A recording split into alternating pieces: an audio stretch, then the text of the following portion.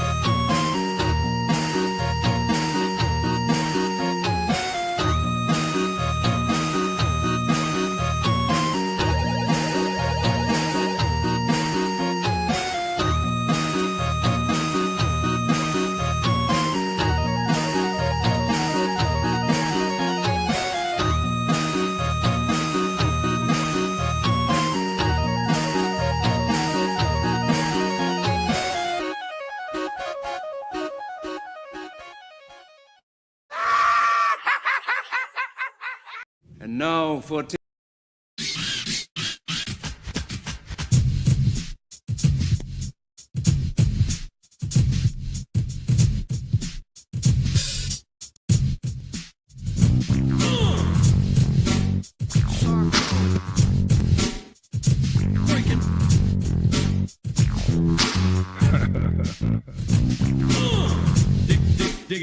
diggity dog.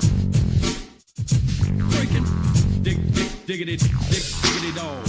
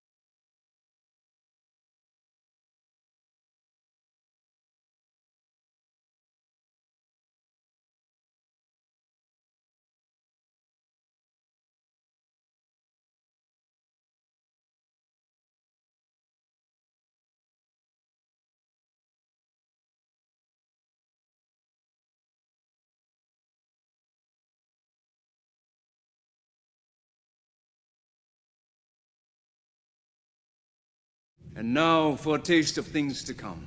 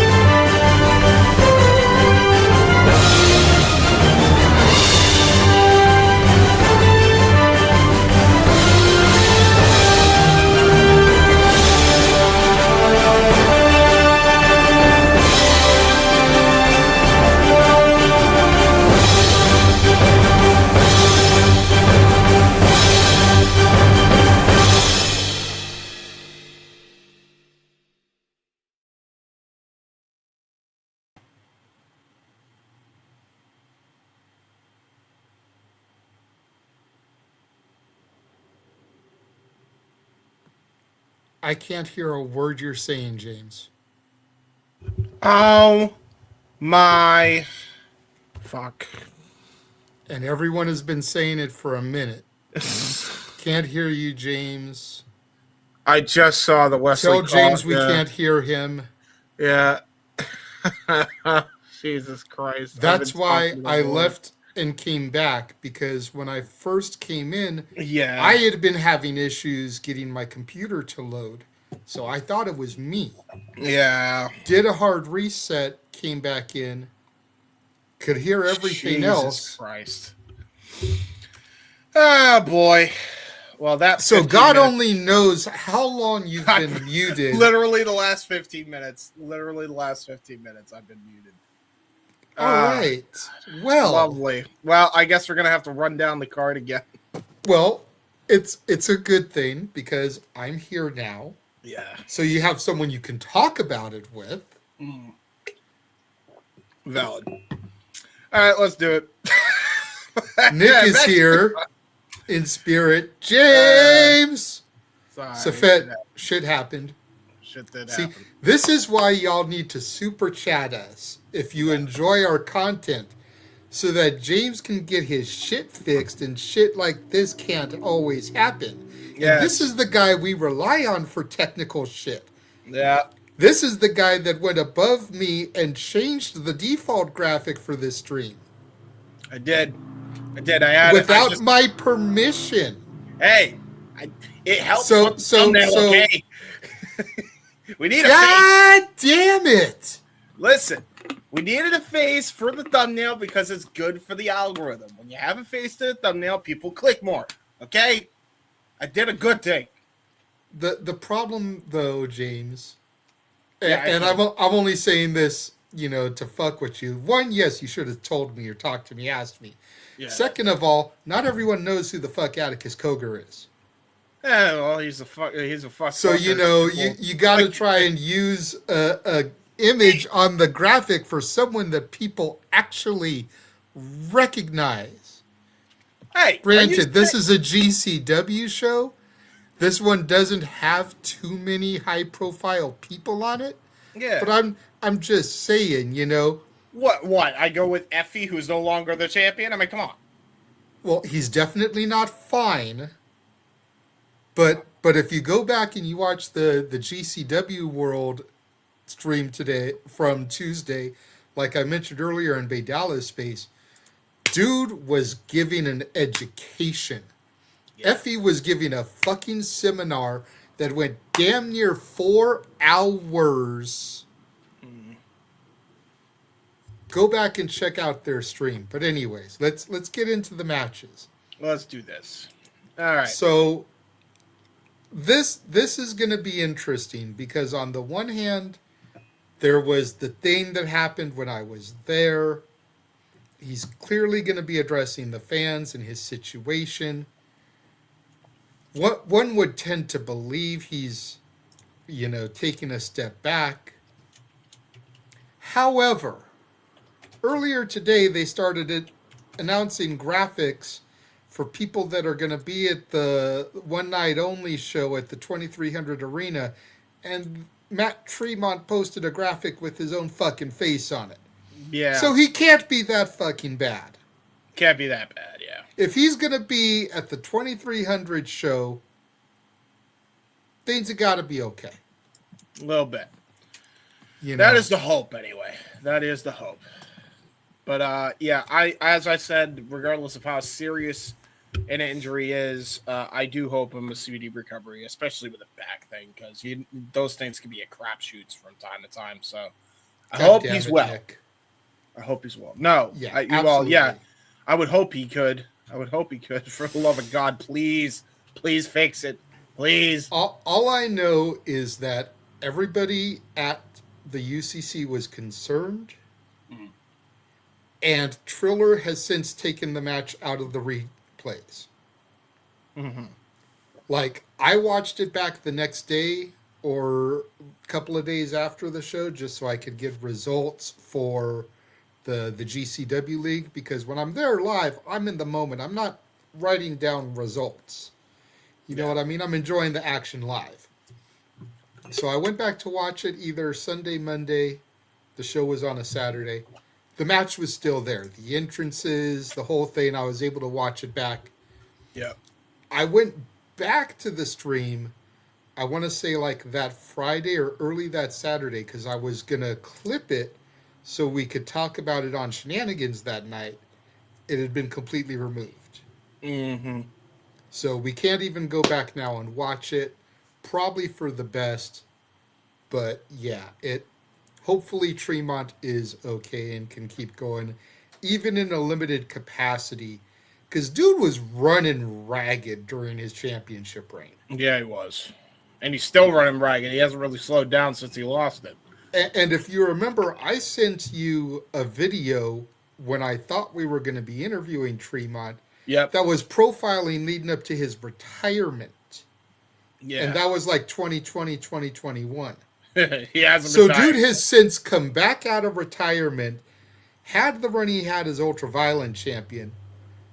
Maybe it's time to take a step back and be a featured player there, Tremont, instead of being, Mr. Top Guy every show 3, 4, 5, 8 times a month. Yeah, really. Like, he is running himself ragged every show, it seems. Like, we love you. We appreciate you. Journey Separate Ways is on Metalingus Voices status at this point.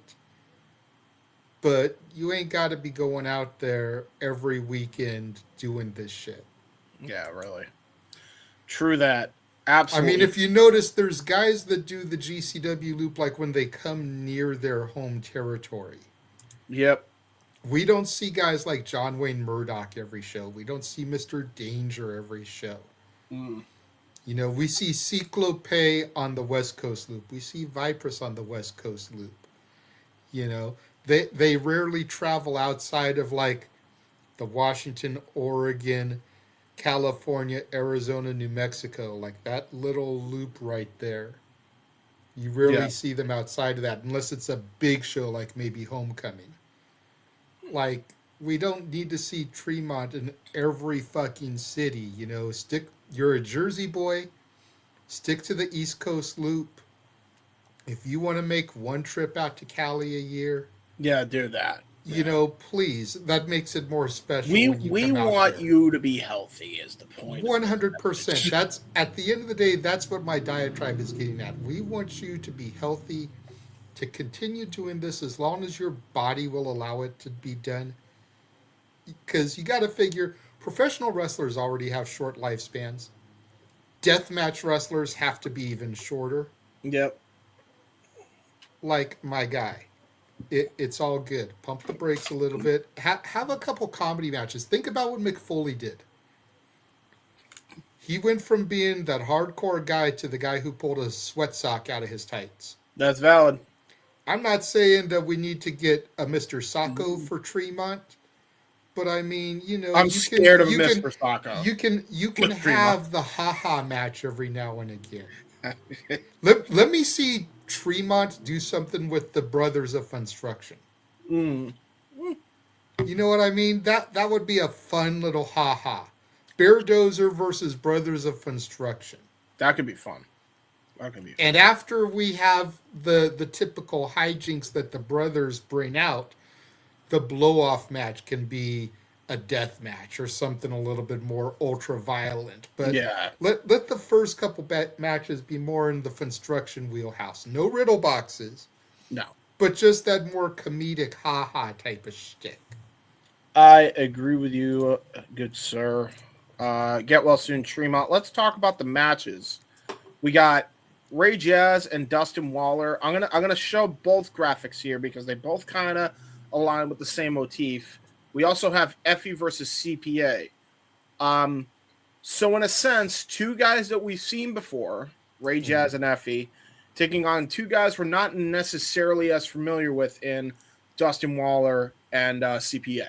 I think this is our first time we're going to be seeing both competitors in the ring. So that's a negative because CPA just did that West Coast loop that you did not cover. That is valid. Okay, so he was there for the show that I was at for Coldest Winter, and he was there for Holy Smokes the following night in Arizona.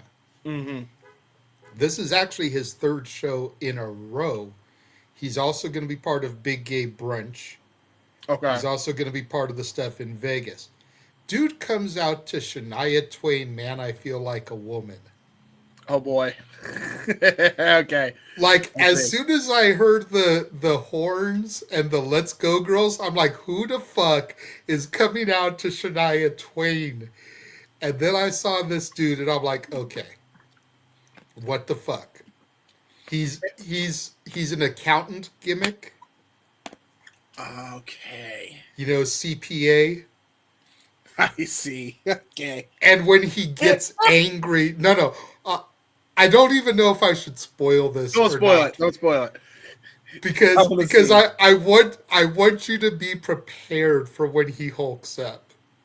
Oh, he hulks up. Oh boy. When he does his hulk up, he rips his dress shirt like Incredible Hulk style, but he has another dress shirt underneath it. Okay. All right. Like, I want you to be prepared because you've gotta be able to sell that shit right. Valid. Okay. If I hadn't had to take a number 2 ski beforehand and could have been in here pre-show to tell you before we came on the air, I would have. Yeah. But yeah, dude, like, he rips his dress shirt and he has another dress shirt, the exact same shirt, not a variant, not a different color, the exact same shirt underneath it. That's so funny. Okay, I'm ready. When he did it in LA, he actually had a third dress shirt underneath as well. Nice. Like there's a running gag here as to how many dress shirts does the dude have on. Okay, so we'll it's see. It's a thing. Okay. Well, but CPA is fun. He's high energy. Good. I'm gonna guess he is of the LGBT, community. If he's gonna be at Gay Brunch, yeah. If not, he's definitely an advocate supporter of said community, which is probably why he's in here with Effy on this show. Valid. Ray Jazz and Dustin Walker. I think we've seen Ray Jazz more in the Bloodsport environment than we have in the traditional GCW environment.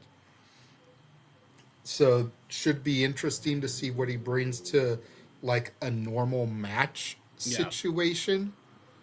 Yes, sir. Dustin Walker could be that dude like Teriyaki that just comes out of nowhere and impresses the shit out of us. Well, that I was about to say that was what Ray Jazz was, because the last couple times we've seen him in a traditional setting, he impressed the shit out of me. So fair. You've done a lot more watch-alongs than I have, though, considering what I went through last year. So that's valid, yeah.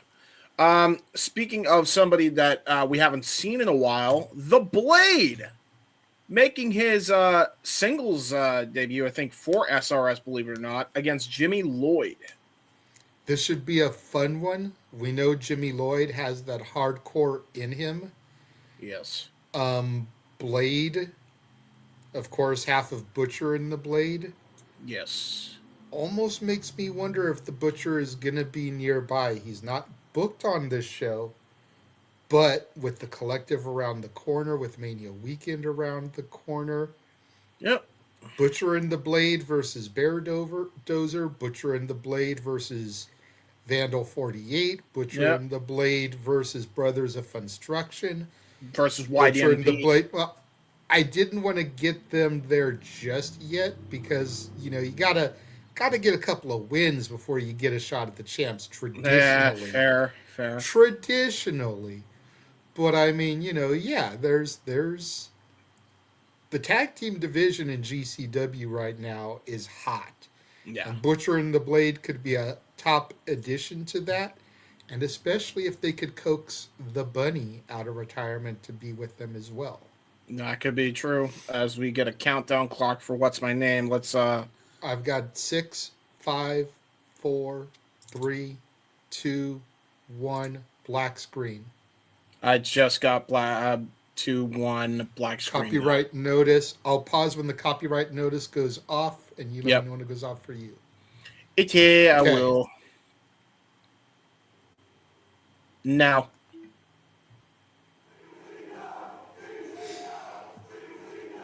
There we go.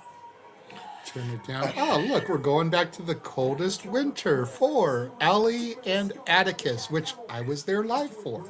Yes, you were. Good stuff. Let's make sure that audio-wise we are good.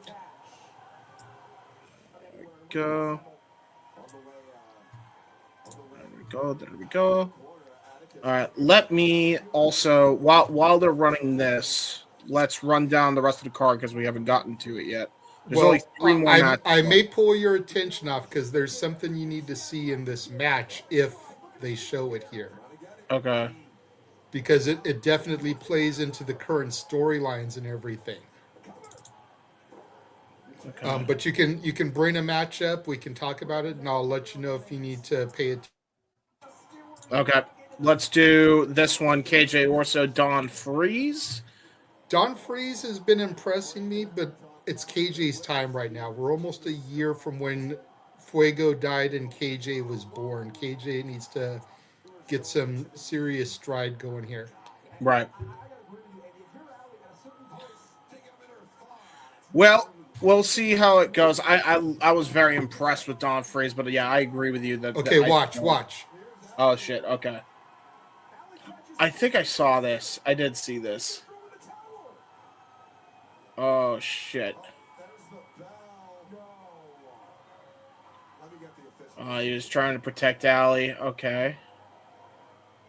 Oh. He threw in the towel for Allie.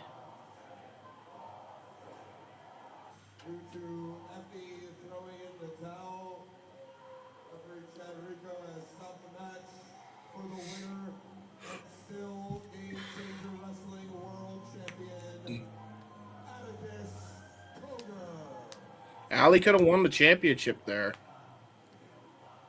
And Effy just fucked it up for her. Very Owen Hart screwing Brett, Bob Backlund type of finish here. Valid. All right, throwing in the towel. You know, Effy. Everyone's been accusing Effy of not being fine. Effy's trying to save his tag team partner and best friend. Yeah. You know, but people feel like he made the wrong move here. Like, there's a lot going forth here. And Allie isn't booked on this show, I don't believe, but Effy is, and you know, we'll see where things progress with there. Sounds good to me. Let's talk about the matches here before we get too far into the card here. Violence is Forever versus High Seas. I'm actually really looking forward to this tag match, by the way. I think this is the first time we're seeing Violence is Forever in GCW since they lost the belts at Spring Break last year. Yeah, because the last appearance that we saw SRS period was the Jersey Championship Wrestling show. Yeah. So this is GCW proper in a while. So interesting to see them back. Be interesting to see if they start to make a run at Bustin' the Brain again. Valid. We got, speaking of championships, Ultraviolent title on the line. Otis Cogar, the champion, defending against Beastman. Oh, shit. Okay. We're getting an impromptu matchup here. 5-on-5 tag bout. Oh, boy. Okay. I got to pay attention. And then, by the way, the most what the F main event of all time for the GCW World Championship, Atticus Cogar taking on Cheech from To Infinity and Beyond. Dude, Atticus posted a picture, and it's definitely AI rendered. Yeah. But it's him as Sid holding a Buzz Lightyear toy with the Cheech face on it instead of Buzz Lightyear. That's crazy. Team not from Rochester. So we got Jimmy John in there. I have no idea who. Junie Underwood.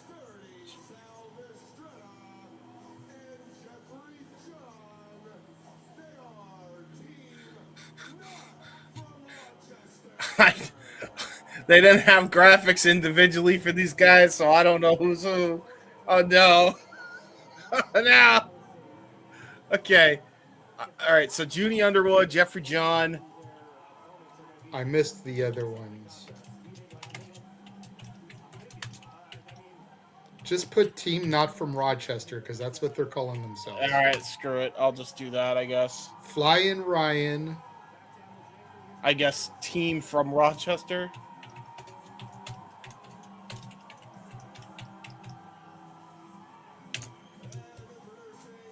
Versus Team Rochester.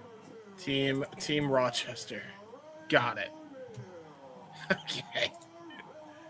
Let's do this. Scroll. And then boom. Okay, there we go.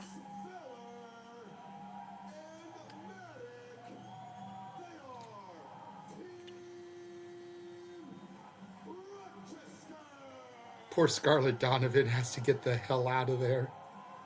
Yeah, really.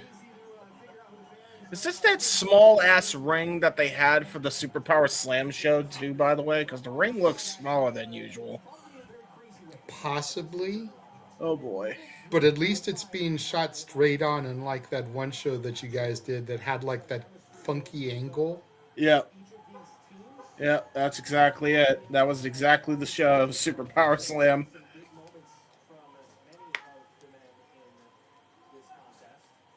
All right. We're going to have to learn these guys' names as we go because I literally recognize like 3 out of the 10 names that are here. GCW chants by the crowd as both teams are hyping things up here.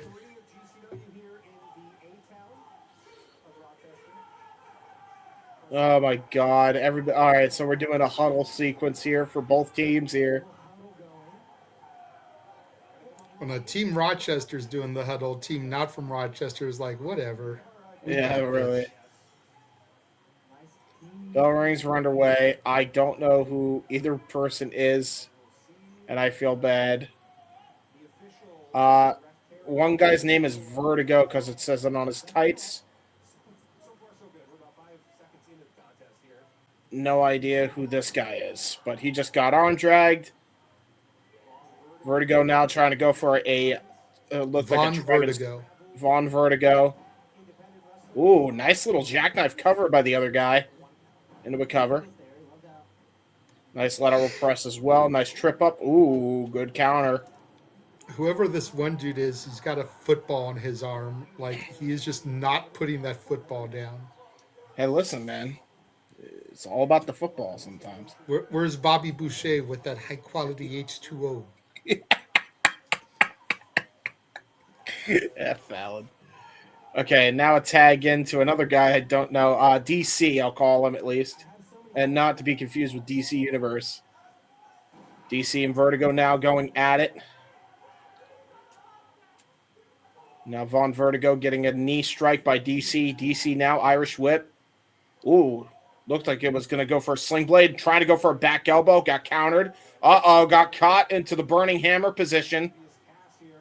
And turns him inside out into a half and half. Nice little combination offense from Von Vertigo. Very nicely done. Into the penalty kick and a shooting star press. Great combination offense from Vertigo. Only gets a 2 count on DC, but impressive nonetheless. Forearm shiver. And now a tag into, oh boy, Triple X. Triple X. That's what it looked. That's literally what his thing says. I'm just going by what his tights say. Triple X into the cover. There's 2 and a kick out by DC. Looks like Triple X is actually kind of a big hoss type of wrestler here. Yes. Uh-oh. Gonna get Cat in the choke slam. Got countered. DC now roaring elbow. Discus elbow. Nice hook kick. Shades of Will Ospreay trying to go for a German suplex on the big man Triple X. Insane strength there by DC. Only gets a 2 count. I do have it on good authority that somebody that we know is at this show. Really? Okay, who would this be? I'm not sure if we can mention him considering some of the channels we are on. Okay. But that should give you all the clue that you need. So Is he the guy we don't the guy that I stopped House of Glory calls for? no. Okay, different guy. Got it. No. Who is this? All right, so they don't have tights, but a nice tilt-a-whirl backbreaker by whoever this guy is. Wow, what a spine buster! Ripcord spine buster. I like this guy, and I want to know his name. That was awesome, and transitions into the single leg crab. Very unique type of offense. And now a tag to Jeffrey John on Team Not from Rochester, the captain, you could say. Jeffrey John, running start, just deciding to run the ropes instead. Oh, man, he's really playing some mind games here as they're holding that single leg crab in. And now he's saying, suck it to Team Rochester. And now the heels, Team Not from Rochester, stomping a mud hole in the member from Team Rochester. Jeffrey John being a heel. Damn you, Jeffrey's Johns. A little bit unusual for Jeffrey John. He's usually more of a baby face, but just the fact that he's on a team called Not from Rochester, immediate heel here. Mm-hmm. And I will direct your attention to the private chat, sir. Yes, sir. Okay. I see.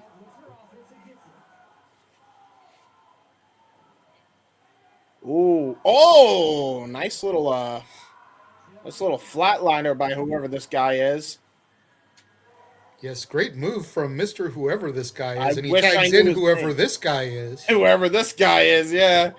And the team of whoever this guy is just ripping the bandana, it looks like, off of Jeffrey John. Oh, both babushkas. You can't do that. Jeffrey's Johns, that's all he's got is the babushkas. That's his gimmick. You can't do that against him. Yeah. There you go. He's got the thing back on. I feel like I've seen this big hoss before. Ooh, I wish they would stay on that camera long enough for me to actually read his name. But tag into another guy I don't know. Let's see. Can I see his name on his tights? Oh, this is the football guy. So I'm just going to call him football guy until we know his name. That's the one with the football. That's Bobby Boucher. Bobby Boucher. Yeah, we're going to call him Bobby Boucher. It's either that or calling him Rudy. True. Oh, man, they're showing that they can hoop, though. Look at that. Ah, man, I don't know who. I can't see that. Nice little clothesline and bulldog combination. I'm desperately trying to see this guy's name on his tights, and I can't. All right. It was Invincible. Guy named Invincible, not to be confused with Tommy. And this guy's name with the football is Sturdy. Now we're tagged into Flying Ryan O'Neal. Knife edge chop onto Sturdy by Flying Ryan. Irish whip onto Sturdy. Sturdy now. Tried to go for an Irish whip. Nice springboard. And a nice arm dragu. Ducks the lariat. Nice Trouble in Paradise kick onto Sturdy. And now Flying Ryan gets jumped off. Ooh, nice springboard stunner. Very nicely done there. Sturdy got taken by surprise there. And now Flying Ryan getting his get back on Team Not from Rochester. Looks like he's going to set up for a dive here. Ooh. Oh, wait a minute. Oh, got speared. A football tackle by Sturdy. Oh, my God. Now tag back into martial arts pants man. Because I don't know his name. Nice running kick by whoever that guy is that did that really cool combination of moves into the spine buster. Nice springboard. Tope and another couple of topes from Team Not from Rochester. Now DC getting a running start. DC, Tope, con hello, Steve Rake.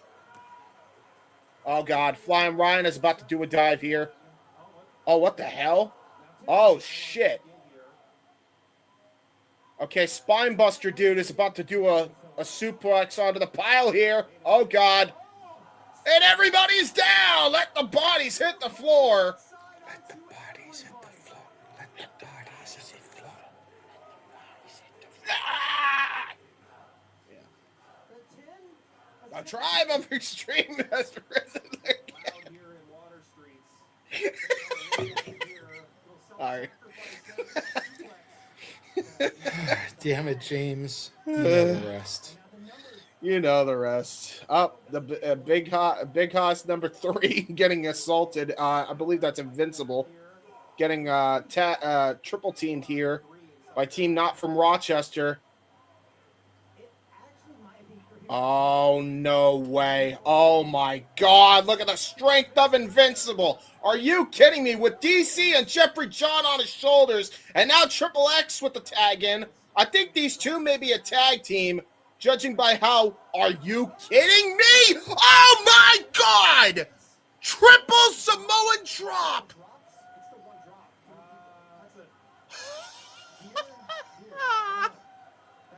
Invincible with a triple Samoan drop with the help of Triple X, and now a suicide dive to the pile on everybody. And now Triple X wants his fair share. Big boy about to fly. Oh, what a copper kick by Jeffrey John. Takes out Triple X, though. Headbutt. Now Vertigo back into the ring here. Swanton right to the back. And now a tope con hello to the outside. Dude, I don't think I've ever called a triple Samoan drop in my entire time doing commentary. That's a new one. Oh, shoot. No. Oh, no. Triple X is going to do a dive. Oh, Taker dive to everybody on the outside. Holy shit. Well, for not knowing everybody in the competitor, they're definitely putting on a show.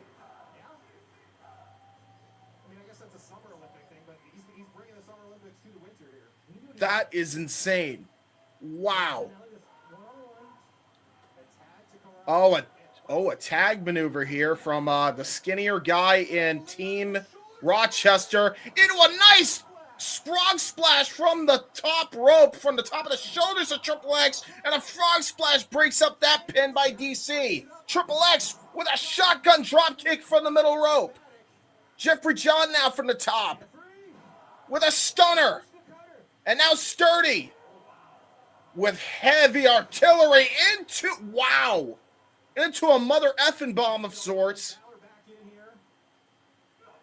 And now Invincible back in. Flatliner DDT combination. Spinebuster guy back in. Irish whip. Reversal. What? What the hell was that German suplex? Into a nice flashing knee strike there by Von Vertigo. DC back in the ring now. Oh my God, what a twisting tombstone pile driver by DC. Trying to go for that running knee strike again. Shining Wizard countered into a, I don't even know what you call that suplex. Martial arts pants back in the ring. I don't know his name. Rising knee strike. Oh shit. Oh shit. Airplane spin, face buster, that might do it. Cover, 2, and a kick out. It's not over. Sturdy back in. Gonna go for a double team maneuver here, possibly looking for double back suplex. Oh shit, Flying Ryan's on the balcony! Into a crossbody! That was nuts. That was insane! I didn't even see him climb up there. And now a tope con hilo by one of the guys I don't know. Flying Ryan Swanton Bomb! It's over! And it's done! Team Rochester with the win. What a match. You figured they would. You know, not to downplay it, but kind of figured they were going to get the dub here. No, for sure, but man, they had a hell of a 10-man. Dude, that was nuts. I didn't even see him walk all the way up to the balcony.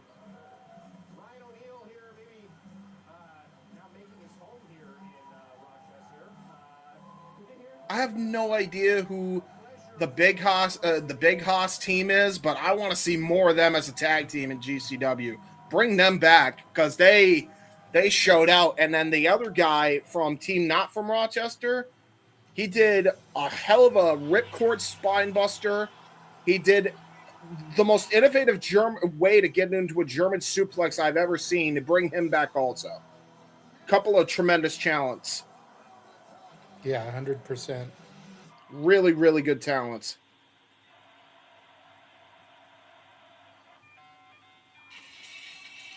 Oh, what the heck is playing? Oh. Well, there you go, there. It's a promo for the Invisible Man. Oh, no.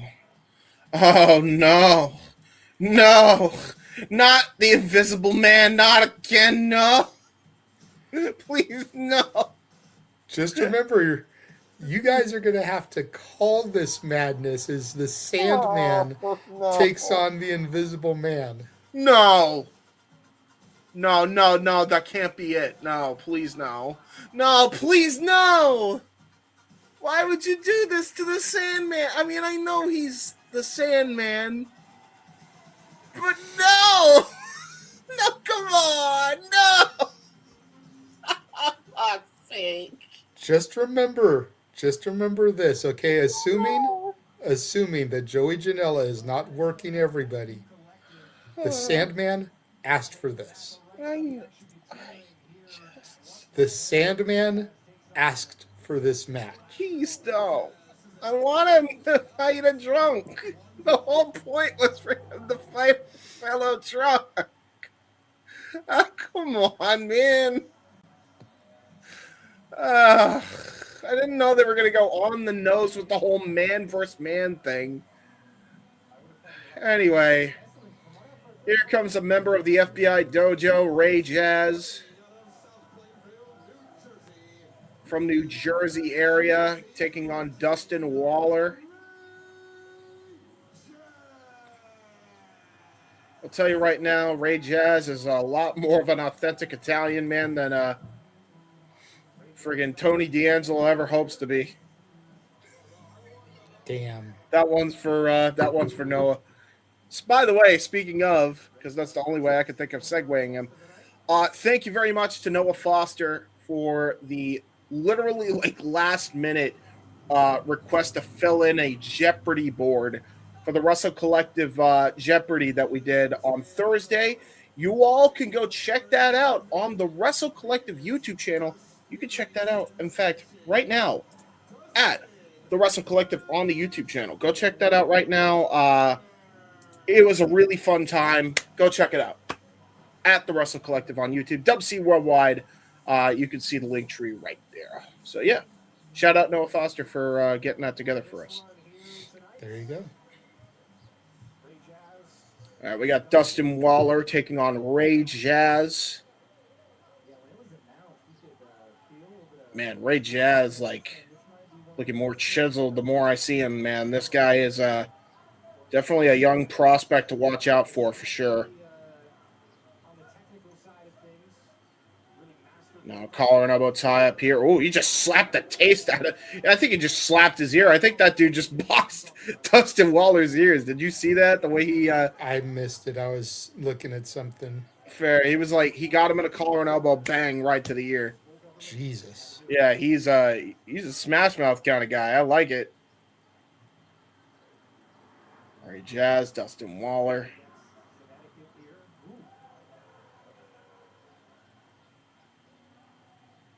Now we're going to go for another collar and elbow tie-up. Ooh. Stop. Ooh, was going to try to go for a fake out. Both men had the same idea, but Ray Jazz with a nice leg trip. Got him in a nice leg lock. Very nice way to get into the leg lock position. You can tell there's some amateur background here from Ray Jazz. Able to get that leg lock applied there. Dustin Waller's gear is very Power Ranger inspired. Yeah, you could tell a little green and gold action there. Shout out to I even think I saw the lightning bolts on it. Nice one. Yeah, see right there on the knee pad. Yeah, he's definitely a Power Rangers fan. Rest in peace, JDF. We miss you. Nice 100%. Kip. Nice kip up there by Dustin Waller. Great monkey flip out of that arm ringer that Ray Jazz had applied there. That was really brilliantly done. And now just taking a victory lap, but I don't know if you should celebrate too soon here.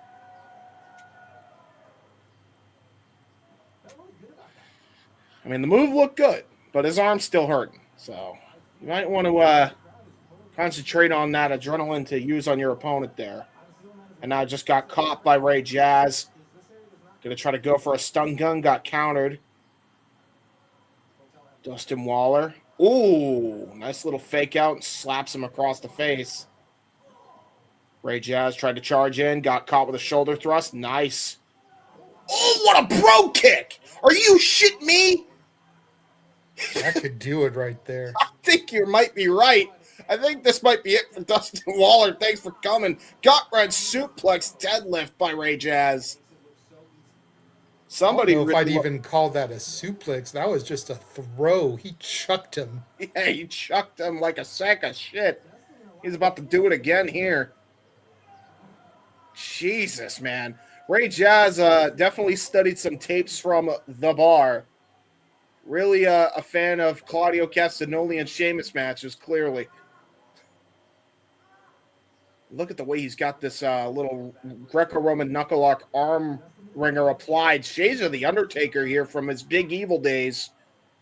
But got caught with an eye rake, though, by Dustin Waller. Nice lucha arm drag by Dustin Waller. Sends Ray Jazz into the corner and goes for a Miz-style lariat. And now mocking Ray Jazz. Ooh, tried to go for the corner power bomb. Got caught with a nice combination offense here. And a back suplex out of the top turnbuckle by Ray Jazz. And now has, that was a nice counter there by Dustin Waller. Into a 619. Tiger fake kick there by Dustin Waller. Springboard into a lariato. Shades of CM Punk into a lateral press. There's two and a kick out by Jazz. I'm really liking this match. From a pure technical standpoint, this is a very good match so far. Break of the face.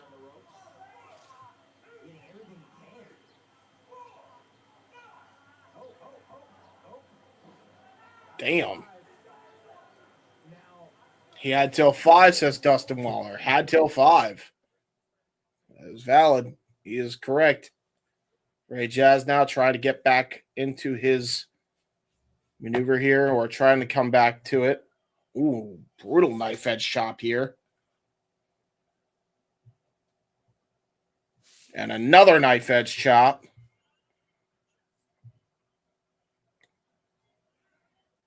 Irish whip. Oh, counter there by Ray Jazz. Ray Jazz, I feel like, has the heavier hands. If you're Dustin Waller, you do not want to go toe to toe in the striking department with this man. Right to the eyes, though, by Waller. Snap nair there by Dustin Waller into a shooting star press. That might be all she wrote. No. Kick out at 2 by Ray Jazz. Oh, what a vicious chin lock, though, applied. Look at the way he's got this chin lock applied, too. Full extension, almost like he's bridging for a German suplex while he had that chin lock applied. Very nicely done. Still has that chin lock applied, too. Not letting up. He is holding that chin lock applied. I know Davey Boy Smith would definitely be proud of this. Ray Jazz trying to get back to a vertical base here to try to alleviate some of the pressure. Now elbow strikes to the gut, headbutt to the gut. That's one way to get out of it. Irish whip. Nice. Counter there. Ooh, try to go for a springboard lariato. And a protoplex out of midair by Ray Jazz. Beautifully countered. Well done. I like that. That was a great protoplex.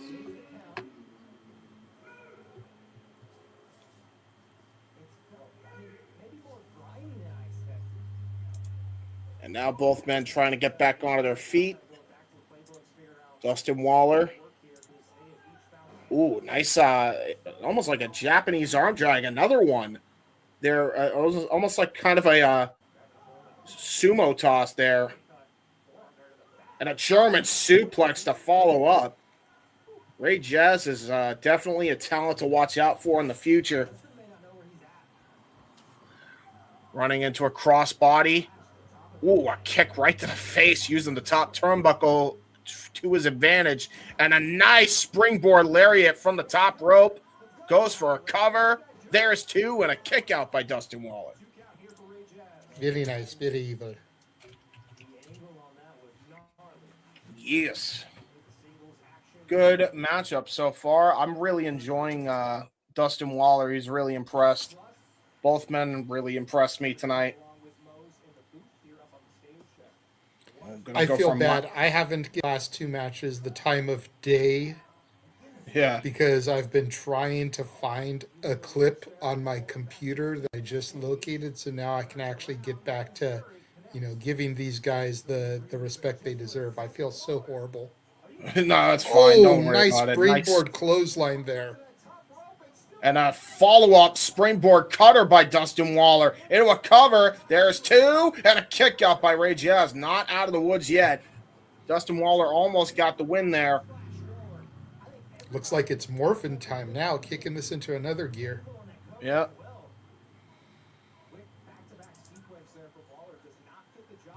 Now Dustin Waller he seems frustrated, like, what the hell do I have to do to beat this guy? As we take a look at the lariat into the cutter combination. Now Dustin Waller going to go to the middle rope here. Ray Jazz going to go to the top here. Ooh, trying to go for roll through. Very good roll through. Ooh, nice. Oh, wow. Look at that pin cover by Ray Jazz. Almost snuck away with it. I've never seen a roll up like that in my life. Oh, what a spinning heel kick, Owen Hart style by Ray Jazz. That's an oldie but a goodie. And now got the pump handle. Chaos Theory. Chaos Theory connects into a cover. There's 2. And Ray Jazz with an emphatic win. Hell of a finish. Yeah, it was. I mean, coming right into this, the way Ray Jazz dominated, you almost felt like he was going to get the dub here. Waller put up a nice little comeback there in the middle. But at the end of the day, Ray Jazz just too experienced. That FBI training from Little Guido and co. The difference maker here. Absolutely. Forget about it. Forget about it.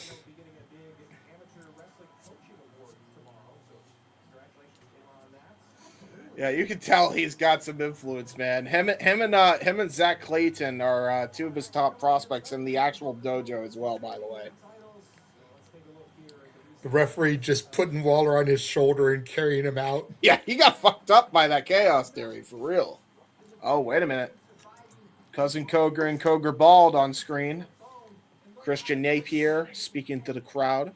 I like how Napier is the voice for Otis. Like, I Yeah, think Otis becomes that much more menacing when he doesn't say shit.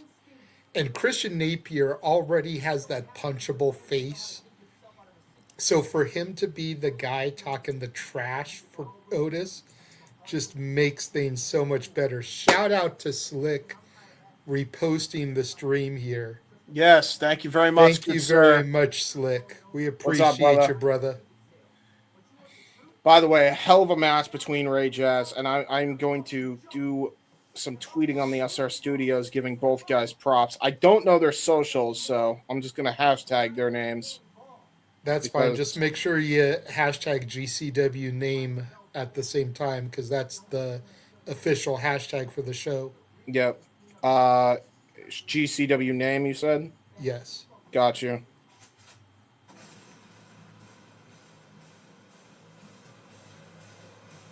Match between Ray Jazz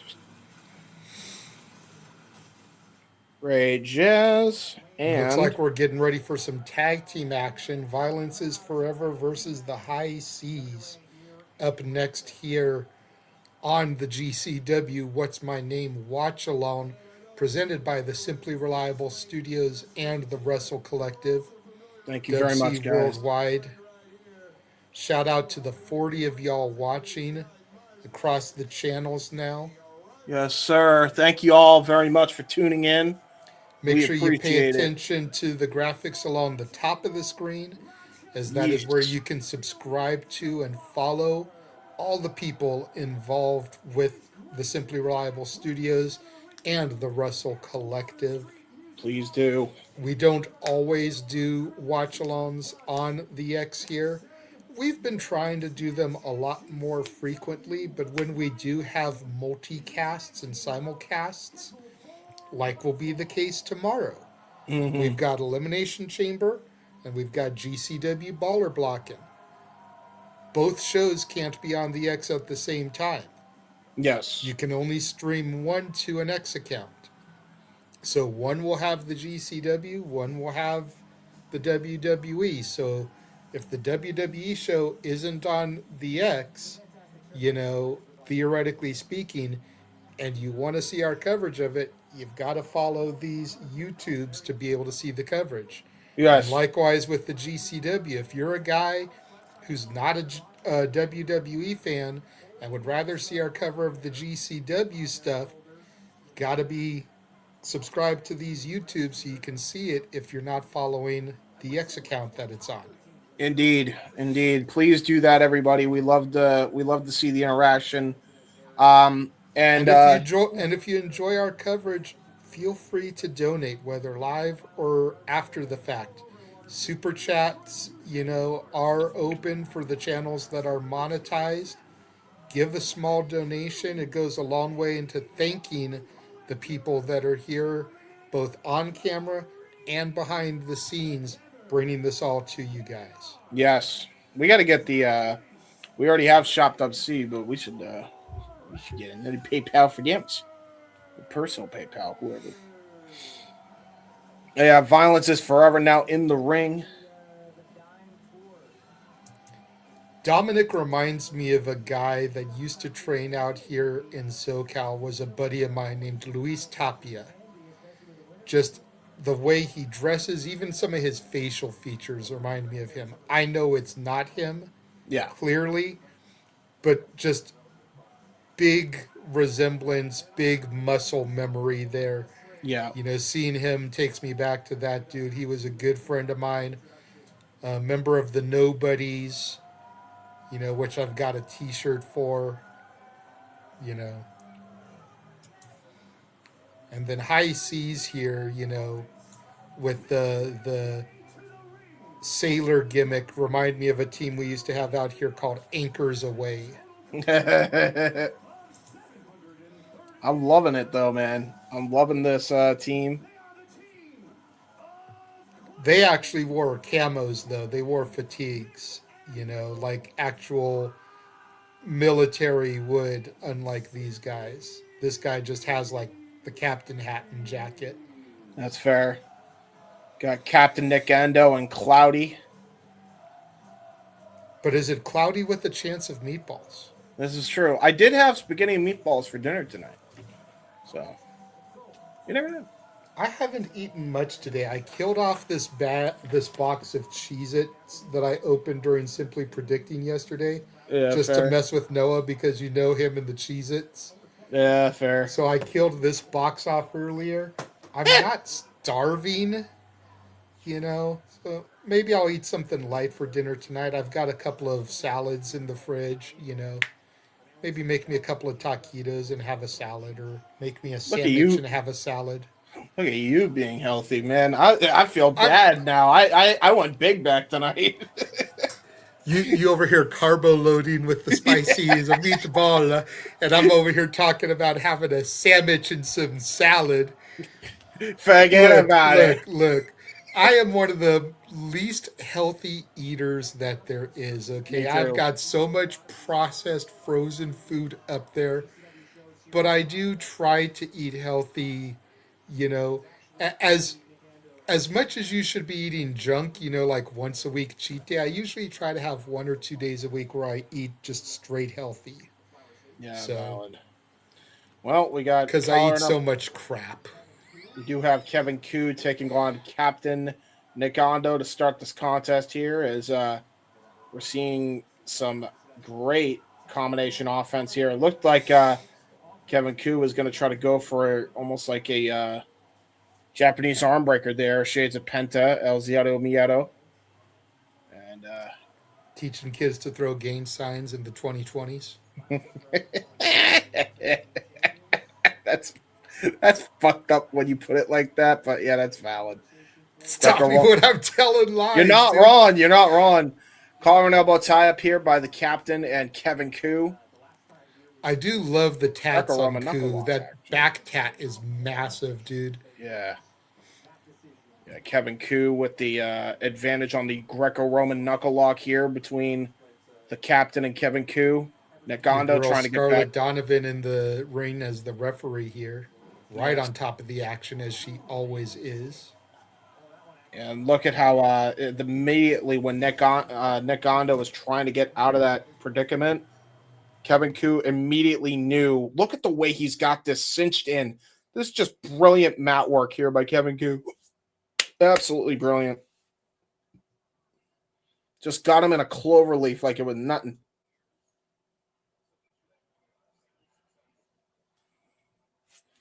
Shout out to the 50 of you watching here for GCW. We appreciate y'all.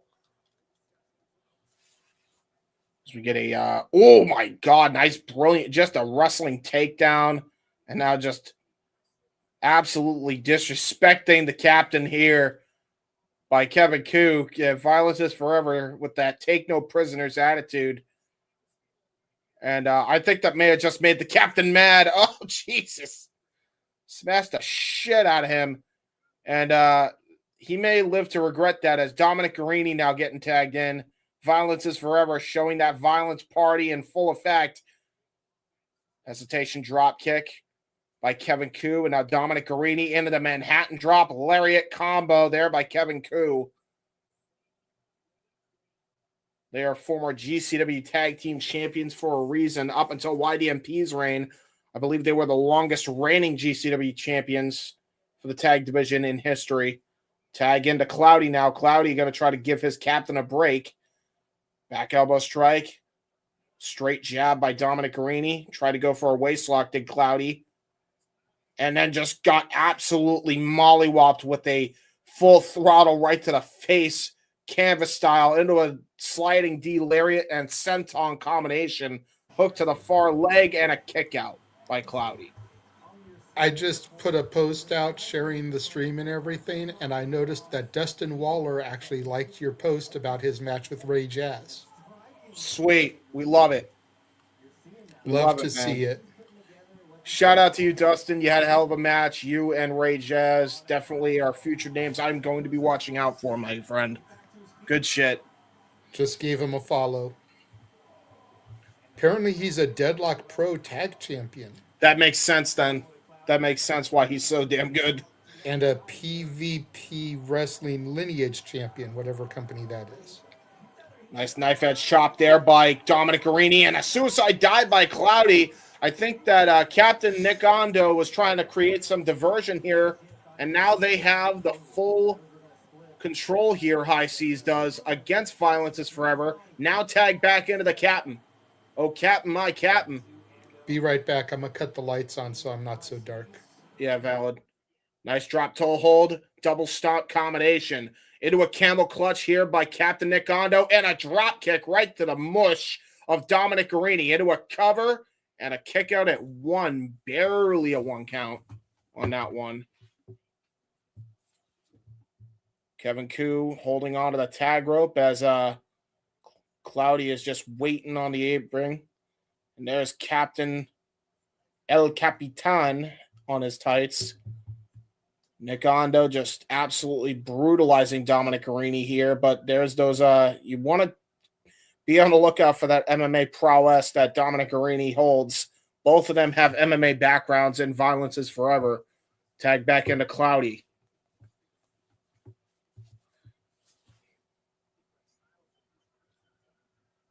And now just choking Dominic Garrini with his boot is Cloudy. Definitely wrestling a more methodical pace, heelish style here. Very rudo energy here by High Seas. As now El Capitan stopping a mud hole in Dominic Garrini. Tag back into Cloudy. Just a quick tags in and out. Cloudy back in. Picking. Ooh. Was going to try to pick Dominic Garrini back up, but then just hit him with a vicious knife edge chop. But you saw that El Capitan grabbed the hair of Dominic Garrini, and now Nick Ando with a hell of a drop kick to Kevin Koo to drop him off the apron. Now we got an Irish whip combination offense into an elbow strike by Nick Ando, forearm shot by Cloudy, Irish whip, Dominic Garrini try to counteract it. Ooh, what the hell is this? Oh, they were going to try to go for Chasing the Dragon, a Shades Out of Violence is Forever's playbook. Dominic Garrini countered Cloudy's Insegiri attempt with a mule kick. Oh, and a back rake by Cloudy. And now both members of High Seas trying to go for a double back elbow strike. Got countered, and a double lariat explosive out of the ropes by Dominic Garrini. And this may be the moment that Dominic needs to tag into Kevin Koo. Tag in. Kevin Koo is in, and he's about to run wild. Boot to Cloudy. Insegiri to Nick Ando. Double drop kick. Very good drop kick from the middle rope, Brett's rope. And now we got a little bit of a violence party here from the member of Violence is Forever. How apropos. Just crushing both the captain and Cloudy in opposite corners. Back and forth. Getting his reps in. Uh-oh. Captain Nick Ando tried to get a waist lock in. Oh, my God. What a German suplex. Shades of Doug Williams, only gets a 2 count. Very nicely done by Kevin Koo. That was the Chaos Theory German suplex. Kevin Koo was auditioning to be the iceberg that sunk the Titanic. You're not wrong. And now it looks like he's going to try to go for a fisherman's buster here. Captain Nick Ando reverses. Vicious straight jab right to the jaw. That was no forearm there. Nice lariat to follow up, though, by Kevin Koo. Drops the captain. Tag back into Dominic Garrini. Oh, God. Kevin Koo to the top rope. Dominic Garrini going to try to go for a powerbomb. Oh, no. Kevin Koo got hung up on the top rope there. Cloudy coming in desperate need for Captain Nick Ando. Dominic Garrini fighting from underneath here of this 2-on-1 assault. Got caught with a drop toe hold. Another Tiger feint kick this time by Cloudy. Now a double stomp there by Cloudy. Captain Nick Ando. With help from Cloudy into a elevated Falcon Arrow. And Kevin Koo breaks it up using Cloudy as a method to break up that pin attempt.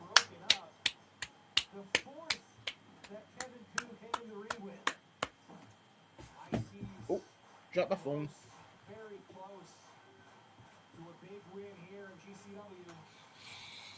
Very good tag action here between El Captain and Cloudy taking on Violence is Forever. High seas. A bit worse for wear, though. Nice Solvat right to the gut, though, by Cloudy. Reversal. Oh, my God. Pop-up bullhammer combination. That might be all she wrote. Oh, my God. Burning hammer position sends him into the knee. Combination GTS by Violence is Forever. And this might be all she wrote. Was going to go for chasing the dragon. Got countered. Nick Ando. Back elbow strike. Discus lariat attempt failed. Nice big boot. And there it is. Chasing the dragon. Violence is Forever with the win.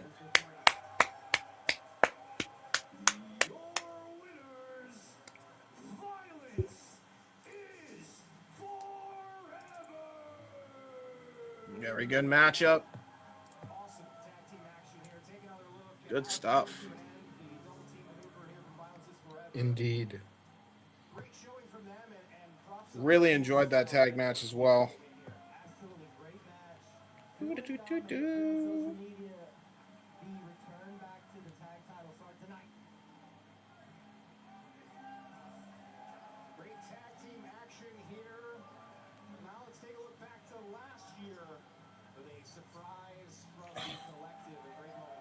Oh, okay. We're going back to Collective, aren't we? We're they may be setting up for another Violence is Forever matchup here, and it looks like Cloudy showing respect to Violence is Forever. Violence is Forever returning that in kind, giving the captain back his do-rag there.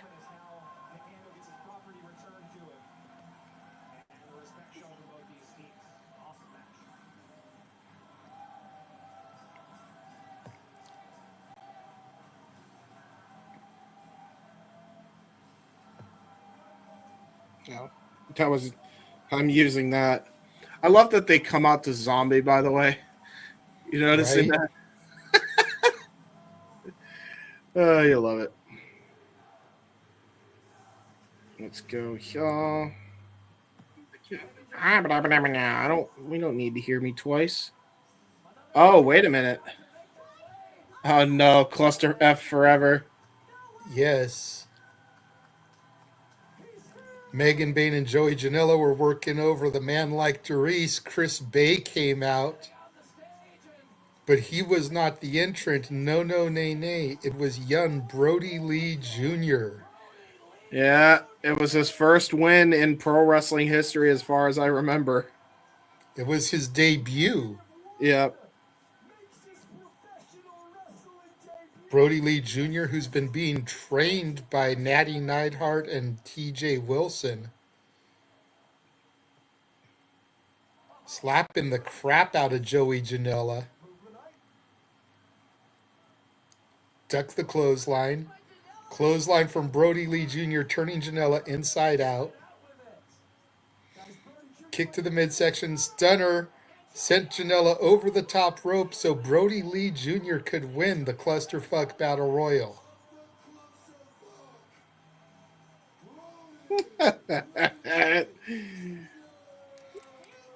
Called it then, man. Got to call it again now. And Brody Lee Jr. is going to be on this show tonight and tomorrow. Ooh, Game Changer with the like as well, by the way. They really like our coverage. We appreciate y'all. Thank you for liking our stuff. Oh, shit. Okay. The actual GCW page. Yeah. Somebody's paying attention to us now. Here we go, man. Coming up to our next matchup here, the Blade taking on Jimmy Lloyd. And you would think after seeing Jimmy Lloyd that this would be a mismatch. However, if you know anything about Jimmy Lloyd, this man ain't afraid to get violent. And the minute I say that, pulls out a chair from under the ring. Yeah, He's you about to know. pull out another one. We're trying to look for another one. That's big, dude. When you said GCW, I figured it was the podcast guys. No. I figured it was my boy John. But dude, to see that the actual GCW page is like it. Yeah, I like it. I like that a lot. Like, it's gotta be, I'm thinking it's either Emil who did it, because he's in the ring right now, or Brett had to have done it. Because I seen Brett sitting up there just kind of like on his phone and shit. Yeah, it must have been him. So either way, dude, if it was Brett or if it was Emil, that's big for us. Huge. So shout out again to the 85 of y'all watching us right now. Let's keep that number going. Let's get to 100 by the time this match is over. If you are watching us on the X, if you're enjoying us, hit that like, hit that retweet, because that'll get us to all of your followers and your friends that maybe we don't have reach to. Let's try to get this up to 100 before this match is over. 100%, guys. Thank you so much.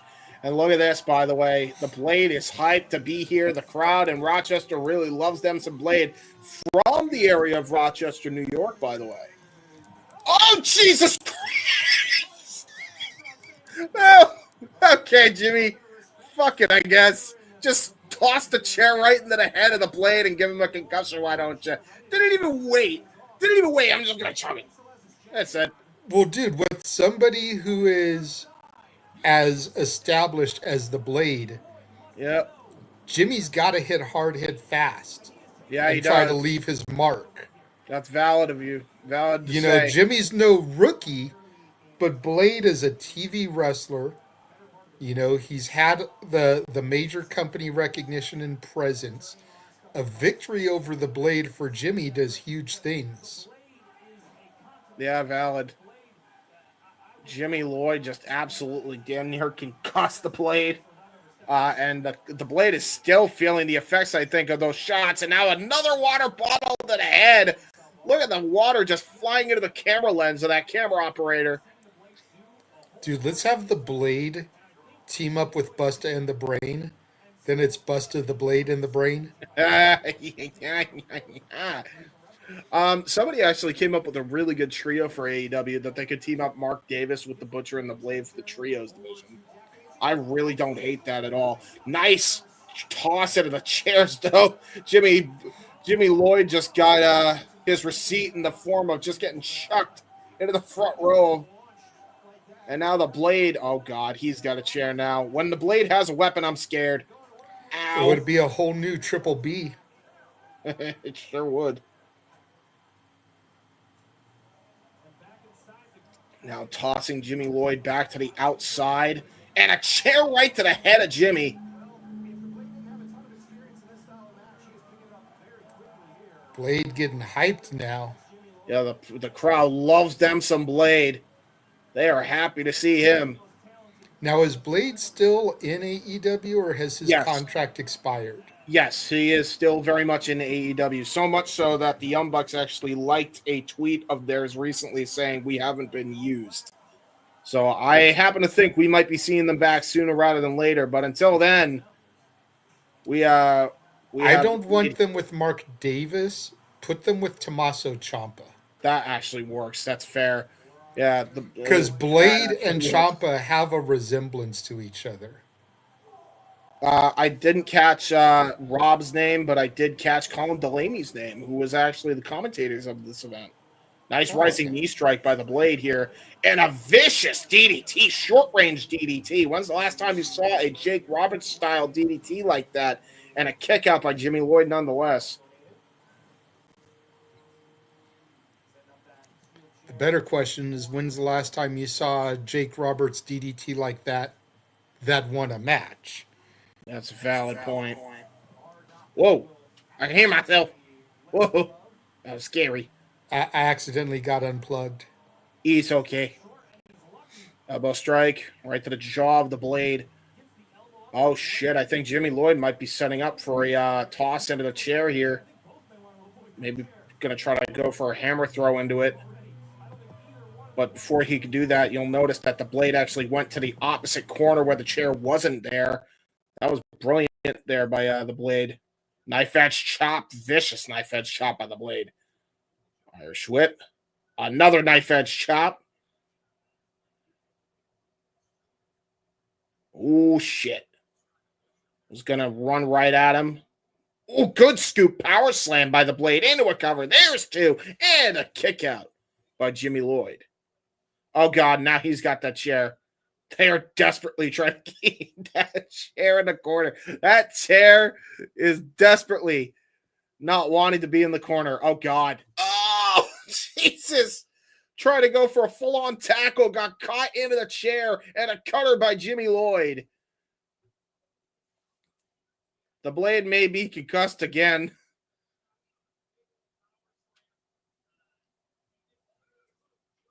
Whew. There are still two more chairs that have to be used, by the way. Take a look at this, man. The Blade tried to go for a full charge. I think he was trying to go for a spear, got countered into the chair. And the Blade's definitely seeing stars after that hit into the chair. Lariat ducked. Nice solvat. Toe kick. And a running neck breaker. Gonna hold on. Jimmy Lloyd now. Into a Falcon Arrow. Great combination offense from Jimmy Lloyd. Not something you would expect to see out of a man that size, but only get the 2 count nonetheless. Dude, I want Jimmy Lloyd and Mikey O'Shea as a tag team. Make this too. happen. Yes, me too. Shout out Mikey O'Shea. Underrated talent. If anybody in GCW is watching this, bring Mikey O'Shea for a match or two. That is my Next request. time you do a West Coast loop, man, use him in Cali. Yes. Shout out MB Wrestler 87, his YouTube channel as well. We love you over there. We just hit 100, James. Ask and we shall receive. We just surpassed 100 during this match. Unbelievable. Of all the matches to hit 100 on, thank you all so very much. Hell of a contest here between Jimmy Lloyd and the Blade. What the freak is Jimmy Lloyd thinking of doing here? Or whatever he's doing, he's got a fucked up chair leaned up against the ropes to do it with. Oh, he's trying to do it. The chair is bent. The front 2 legs are half hanging off the ring. Yeah, this really. is about as dangerous can be. And now he's creating a door bridge, looking to take the Blade to the other side. On the other side. Oh, shit. And now going to try to go for a Death Valley driver. Held on to the top rope, though, did Blade. Trying to adjust his attitude there. Yeah, he was. The Blade says, hell no, I like my attitude. And now trying to go for a, oh, God, black body drop, and oh, my God, Jimmy And Lloyd's the door dead. didn't break. I think Jimmy Lloyd may have died it. That was an extra reinforced door. I don't think Jimmy Lloyd's okay no more. That door was not gimmicked. Man, they're having a fight. I think the Blade and Jimmy Lloyd are having more of a match with the chairs and doors than they are with each other. That's the difference between Ace Hardware and Home Depot. Ah, that's must be where they were. Nice schoolboy roll-up, though, by Jimmy Lloyd. Kick out there by the Blade. What the fuck is the Blade thinking of doing here? No. Oh! Gut buster onto the chair. Cord buster right to the gut. And Clothesline from hell turns him inside out. 1, 2, 3. The Blade just beat Jimmy Lloyd. Yeah. Fair enough.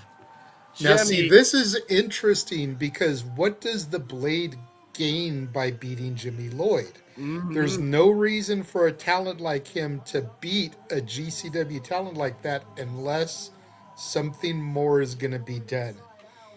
You know, is the Blade going to start being featured more heavily in GCW shows?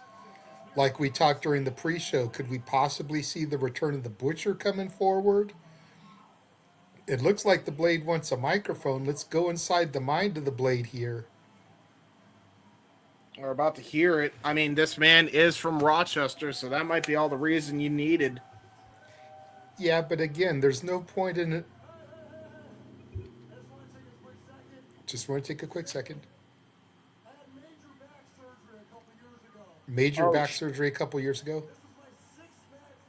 Sixth match back. Oh, wow.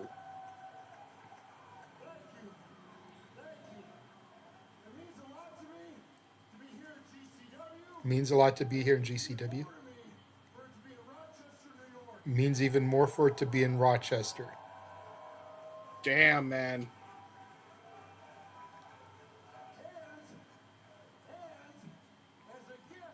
And as a gift, I'd like to bring out a special guest.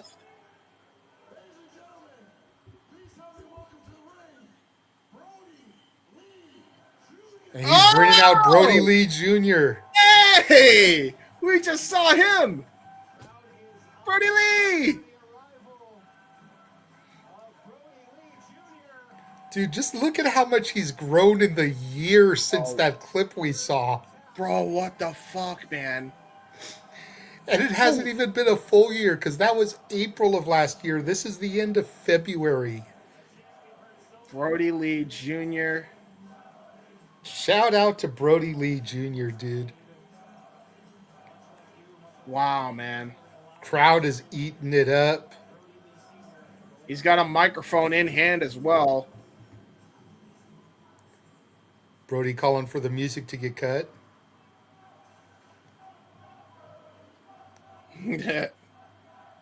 Fuck him up, Brody. Fuck him up.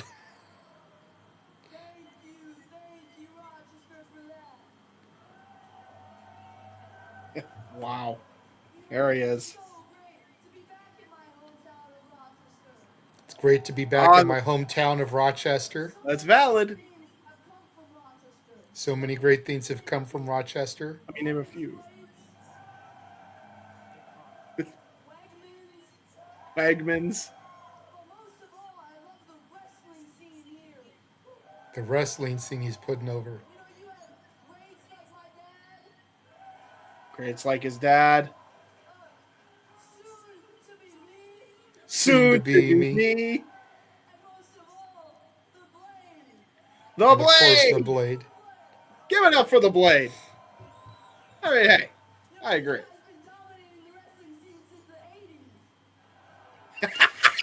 Been dominating the wrestling scene since the 80s. Damn. I mean, he looks that old, but he ain't that old. Yeah, that's fun.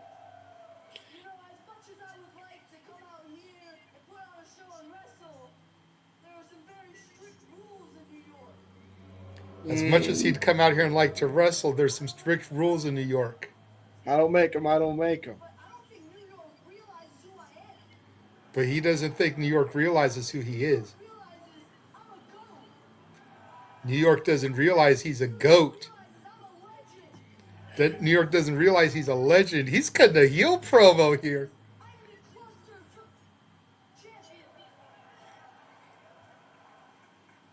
Had to do that for his mom. Had to be censored.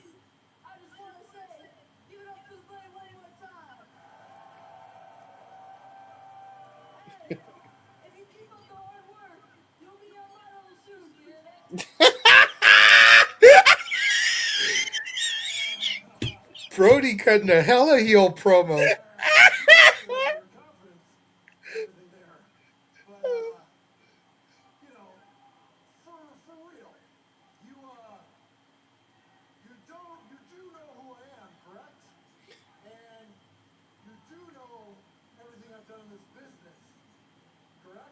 Yes. I think he does.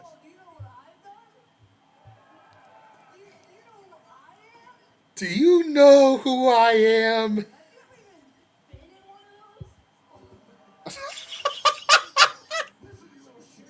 Oh. Oh. This is funny as shit. Colin Delaney. Colin Delaney.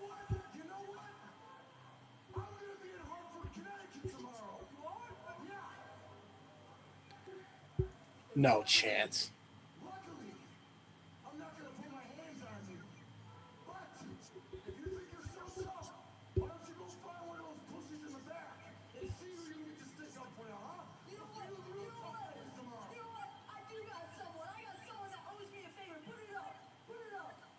Put it up. Joey Janela versus the Blade tomorrow night. That's funny as shit. Holy funny. crap. Wow, they actually did a whole program and everything. I thought he was just roasting him for the sake of just that's Brody Lee Jr.'s stick, but dude, no. I Okay. thought they were building to something for spring break because he competed in Vegas last year. So when he was talking about, how New York won't let him wrestle, there's rules, I thought he was going to be like, but Las Vegas, that's another story. But dude, maybe this is going to be something that slow builds. Joey Janela put a post out today saying the road to spring break begins tonight. So with Brody Lee having cut that promo, with Brody Lee Jr. accompanying Janela tomorrow to take on the Blade, we could be slow building here, James, to Brody Lee Jr. versus the Blade at spring break. Or Joey Janela and Brody Lee Jr. versus the Butcher and the Blade. What is going on with the view count? How are we at almost 150 already? Damn. Thank you. I appreciate y'all. In fact, since I know that's happening, damn. Checking out highlights of Don Freeze here. I love me some Don Freeze, bro. I'll tell you that right now. Don Freeze against KJ Orso, busted in the brain. We saw him in the ring against Marcus Mathers. But it looks like this is going to be next. There's a nice little highlight of the nut punch from KJ to El Phantasmo from the show that I was at.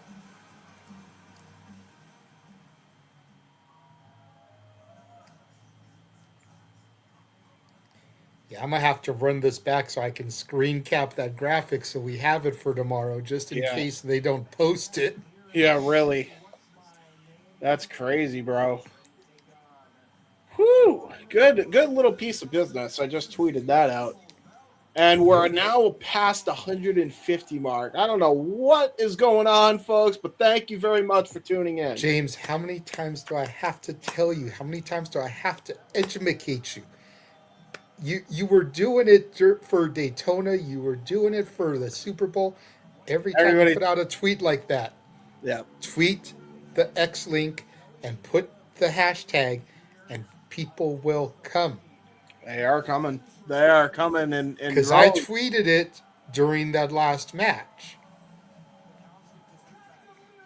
Oh, shit. KJ wants the music cut. Oh KJ, asshole. Shut the F up.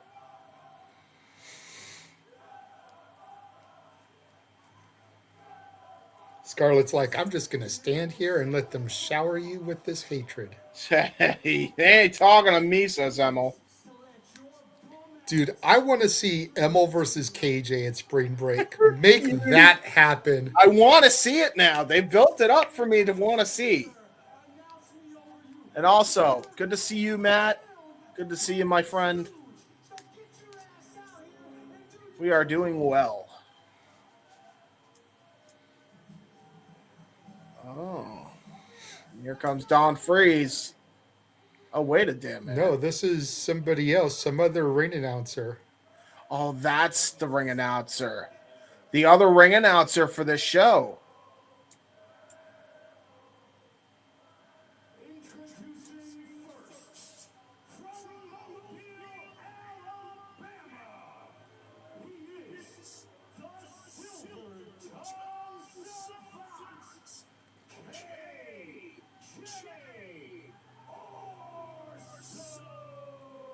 That's why. It's because of the KJ asshole comment. KJ, don't forget.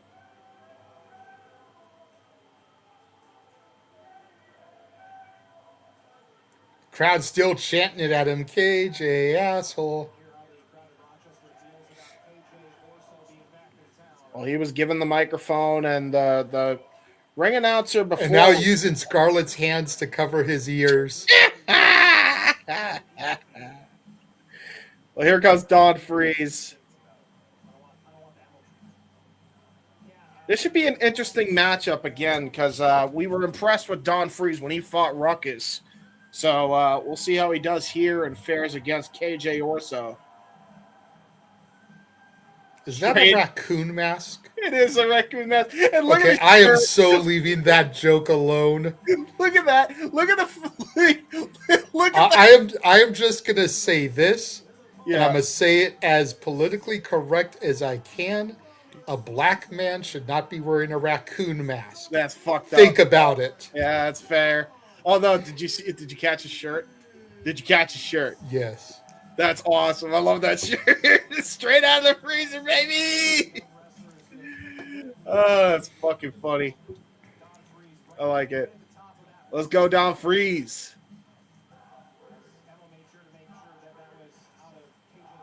Don Freeze chance. KJ is not happy with that, I'll tell you that.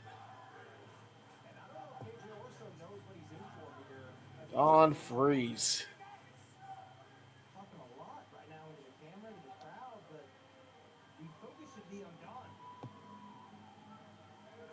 SR Studios. Thank you, everybody that's tuning in there and the Wrestle Collective Twitter. Make sure you follow us on the YouTubes as well, guys. Thank you much. KJ now getting chance of KJ asshole. And we got Don Freeze encouraging the crowd here. Sounds about right. Sounds about right.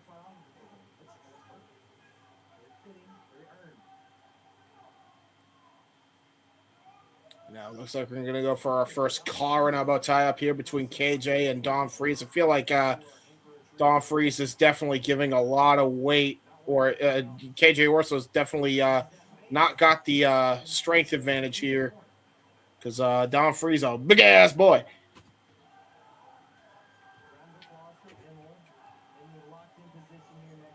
And KJ now flipping off the crowd here. And now Don Freeze and KJ. Ooh. Nice reversal there, I think. Oh, vicious just forearm snapping off the head with that headlock. Now got an arm wringer here. Good reversal, though, by Don Freeze. And then has a double wrist lock here applied onto KJ. Nice roll through out of it. Kept up there by KJ.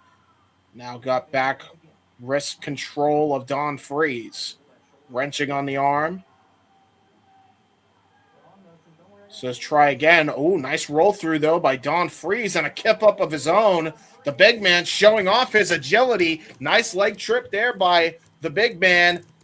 Nice leapfrog, though, by KJ. Nice cartwheel evade there by Don Freeze. Just completely taking KJ by surprise. And quite frankly, the rest of the audience here. KJ trying to get a running start. A leapfrog, drop down, international spot. Drop kick by Don Freeze. Are you kidding me? And that's a big dude doing that drop kick. Yes, dude. That's why I love this guy. And now look at this. Setting up for a charging attack there. Shoulder thrust into the corner, just setting KJ on the corner in a seated position.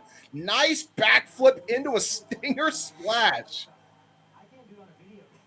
Oh! Tried to go for the athletics one too many times. Got caught with a drop kick right to the mush when he tried to springboard back elbow. And now KJ just going to pick apart that arm and try to stop one of those wings from flying.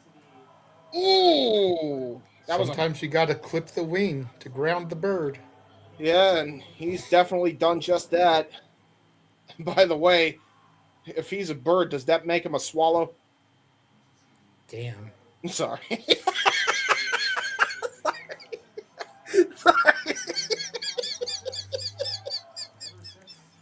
Damn it, James.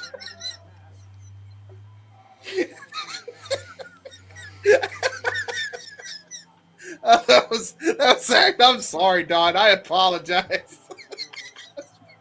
I didn't mean. I love you, man. Don't listen. This is coming from me. Don't take any offense, man.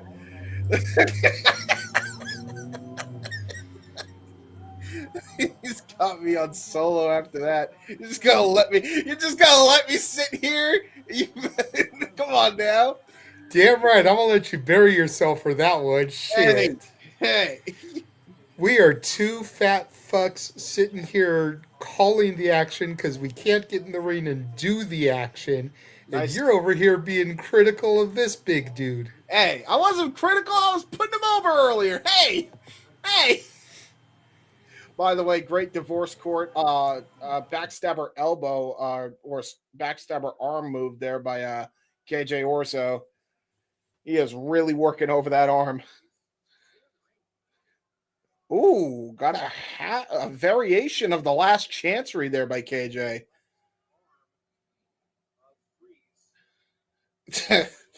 That's definitely a highlight clip. What are you doing? He's typing up. I'm afraid he's now going to bury me.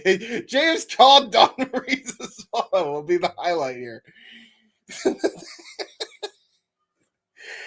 Ooh, still trying to use the Greco-Roman knuckle lock to try to get a pin off Don Freeze's KJ.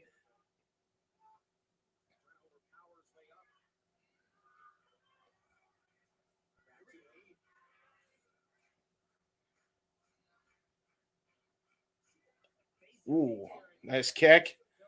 Oh, nice arm wringer. That was a different variation of an STO using the arm for leverage on that Greco-Roman knuckle lock. That was brilliant there by KJ.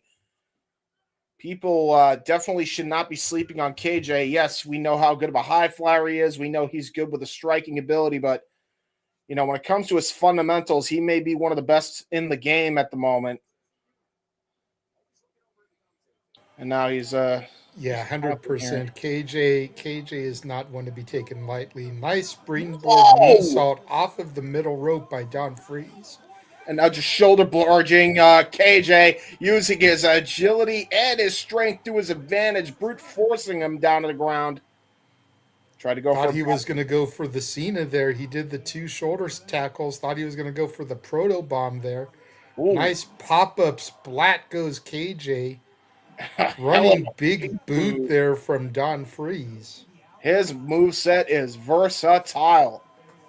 And now look at this. What is Don Freeze thinking of doing here? Is he really thinking of going to the top rope here to the outside? Yes, he is. What the hell? Oh! Just double axe handle off the rope, just falling onto KJ. That was a freeze fall. Screw a free fall. GCW chants as they give it up for Don Freeze.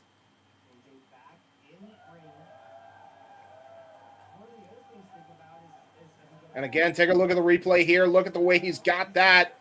Turned it into a double axe handle right at the end, just falling on top of KJ. Tosses him back into the ring. And now it looks like he's going to try to... Oh, no, you're kidding me. Going to go for it. Cartwheel. One-handed cartwheel. Because his arm is still giving him fits. Now goes for a lateral press, but KJ able to kick out because of the damage he did early on to the arm. The reasoning notwithstanding, to see a big dude like that able to do a one-handed cartwheel is still impressive. That's insane. Insane in the membrane. Insane in the brain. Don Freeze showing out tonight, I'll tell you what. Going to try to go for a back suplex, possibly looking for the proto bomb again. Got counted by KJ. Elbow strikes to the jaw. Got caught again. Trying to go for the protoplex again. Got caught in a crossface chicken wing by KJ. But able to reverse it as Don Freeze into a snapmare. Lariat avoided by KJ. Oh, and now he finally gets caught. Tilt-a-whirl, round and round. Proto bomb into the blue thunder pin. And only gets a 2 count. Still does not put away for a win. Dude, it doesn't matter how many revelations he did for that Blue Thunder bomb. He still couldn't get the fucking victory over KJ. Dude spun him around like a dozen times. Still couldn't get a 3 count. Definitely not for lack of trying for Don Freeze, as now he's going to the top rope. Oh, wait a minute. Got caught by KJ. Immediately popped right back up. Using his smarts there. And now what the heck is KJ thinking of here? That will crush some ice cubes, they said on the other feed, by the way. The main feed. I think that may have been Colin Delaney who said that one. What the hell is KJ thinking of doing? Spanish Fly? Oh, you're kidding me. No. Oh! Into a cross arm breaker! Alberto style! Right from the top rope! Are you kidding me? But he can't get that arm to hyperextend. Oh! Freeze fighting. Yeah, Freeze has got a big digit to try to hold off on that. Freeze may need to find a way to rampage bomb out of this. Freeze back up to a somewhat vertical base. He's on his feet. Orso on his back. Orso has to be careful not to have his shoulders down. Scarlet will count. He's going to try to go for the rampage bomb. Look at the way he's got this set up. He's grabbing the wrist lock. Trying to go for the rampage. Jackson power bomb got countered. Oh, turns it. Oh, no. KJ tried to go for a sleeper, got caught. Oklahoma Stampede. Great counter wrestling for both men, but Don Freeze wins the exchange. I thought he was going to go for the Rikishi driver there. Dude, I would have lost it. But no, honestly, that was a great little exchange there. Great struggle spot. Dude, we are 13 away from 200. Let's get to 200 before this match is over. Yeah, guys, get like, retweet, share. If you are on the X's, hook it up for us. Yeah, man. Don Freeze chance again. He is really showing out tonight, folks. Loving what we see. GCW name is the hashtag to interact with us, or at least for this watch along. And you can also interact with us at the Simply Reliable Studios hashtag, as we are seeing a brilliant contest between Don Freeze and KJ Orso. Uppercut right to the arm. Forearm shiver by Don Freeze. Both men maintaining some form of wrist control. Now breaks the wrist control, does Don Freeze. Mongolian chop, though, by KJ. Rising knee strike to follow up. Arm wringer sends Don Freeze right to the bottom of the mat. And now, character assassination attempt thwarted. Combination strikes by Don Freeze. Nice spinning enziguri. KJ caught the leg momentarily, but then that revelation of him turning Don Freeze over just knocked him loopy. Don Freeze now. Another cartwheel into a back elbow strike. Shades of China. Now going to put KJ to the top rope here. I still can't believe he just did that. Not once, but twice. Did a one-handed cartwheel. Right. Now Freeze now climbing up to the top. I don't know. Gotta figure the ill intentions. KJ biting. Ooh. Yeah, that's one big refrigerator to be biting and trying to chomp the ice out of. As KJ Orso now going to the top rope. Possibly looking for a frog splash. Oh, kip up! Kip up by Don Freeze. Enziguri catches KJ off guard. Oh, man, he lost his footing there for a second.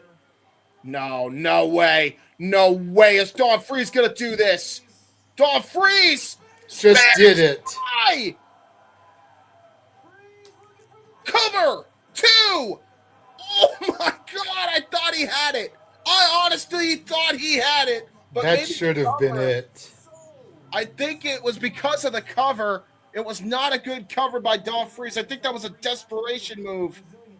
Because take a look at the way he had the cover. He just laid on top of KJ, allowing him to pop his shoulder up at the last second. That was just veteran instincts from KJ.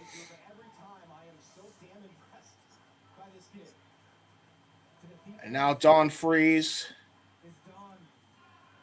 Oh, was going to try to go for a Death Valley of sorts there, but then just got caught right on the bad arm by KJ. Nice snap narrative. Reverse out of it, though. Big boot by KJ. Bulldog. Oh, and the submission. And he's got that bad arm cinched in. He's got Don Freeze trapped in the center of the ring. The KJ clutch is applied, locked in, center of the ring. Don Freeze, nowhere to go. Oh, wait a minute. Roll through by Don Freeze. Ooh, almost got it. Only thing that saved him is he was able to turn that into a pinfall attempt. KJ had to break it. Yeah, exactly. That was brilliant maneuvering, though, by Don Freeze. And now Don Freeze going to go for a running charge again, but got caught. KJ able to reverse that running charge. Schoolboy. Yeah, and now puts on the ropes. Scarlett caught him. I thought KJ almost snuck away with a win there. Scarlett says, hell nah. Calls for the rope break. Oh, Schoolboy Don Freeze. Ooh, it's going back and forth. Super kick. Sweet shit music style. What a super kick by the big man, by Don Freeze. And now, go to the top rope here. Oh, trying to go for the spiral tap but misses. Character assassination by KJ. And now into the KJ lock. KJ clutch applied. And he's and out. It is over. It is over. Holy.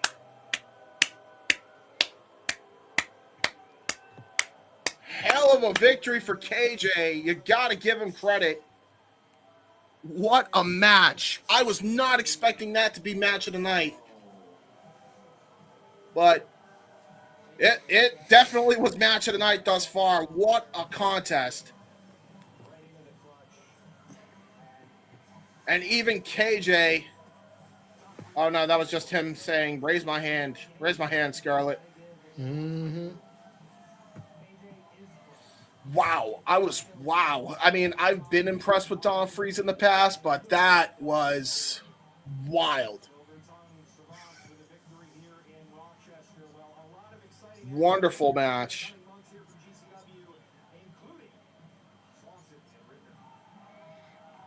I'm tweeting. Here we go with hype for the ECW show again, the ECW Arena show. Absolutely. I don't blame them there.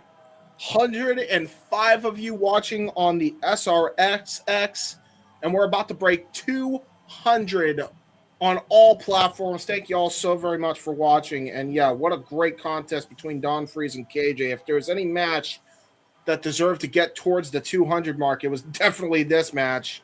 Don Freeze with a hell of a showing and the crowd giving it up for him. Standing ovation from a good chunk of this crowd. Yeah, man. Ooh, shit. Trying to reposition here. I'm sitting on my bed, so I've got to keep adjusting. Yeah, I hear it.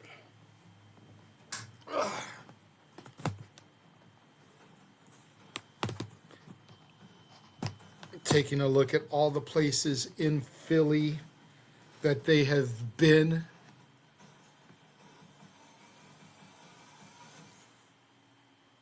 Just saw Shayna Baszler from a former Bloodsport show.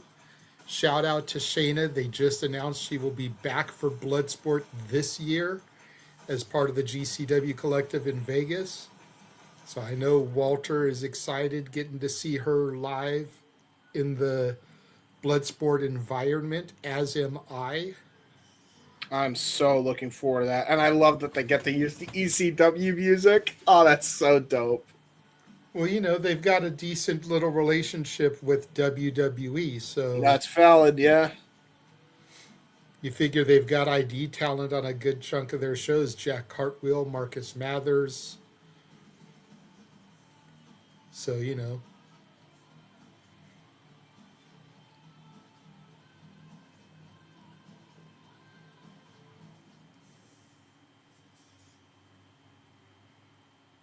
Super stoked for that show.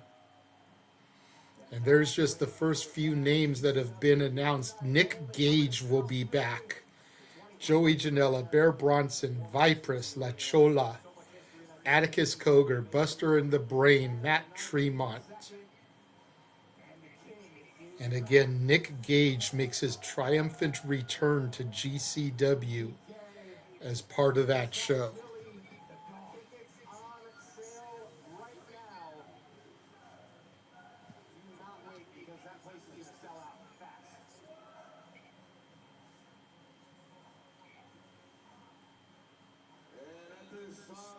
And I have posted the kind words about that match. And again, just thank you for the damn near. No, we just hit it. Thank you for 200 of you watching as we see Matt Tremont making his way down to the ring to address the Game Changer Wrestling faithful. First things first, it is good to see him on his feet, walking on his own accord. Yeah. As the last time I saw him, he was being helped to the back. Yeah, you could tell he is fucked up, bro. Oh, no. No, he is limping bad, man. Yeah, he's screwed up. Yeah, that was a bad back injury. Damn, man. Yeah, he was limping bad.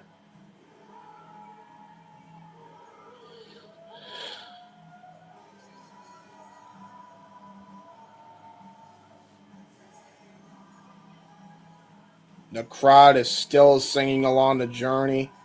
Hell yeah. Telling you, man, it's like a religious experience. It's like being in church and singing along with your favorite church hymn. And I know there's people that are going to call what I just said there sacrilege, but it's Journeys Separate Ways is on par with Voices, Metalingus, Final Countdown.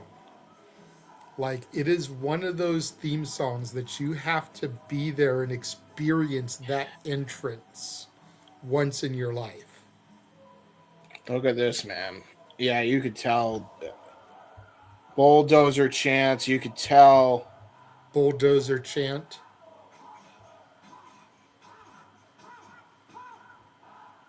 Chants of ha, ha, ha.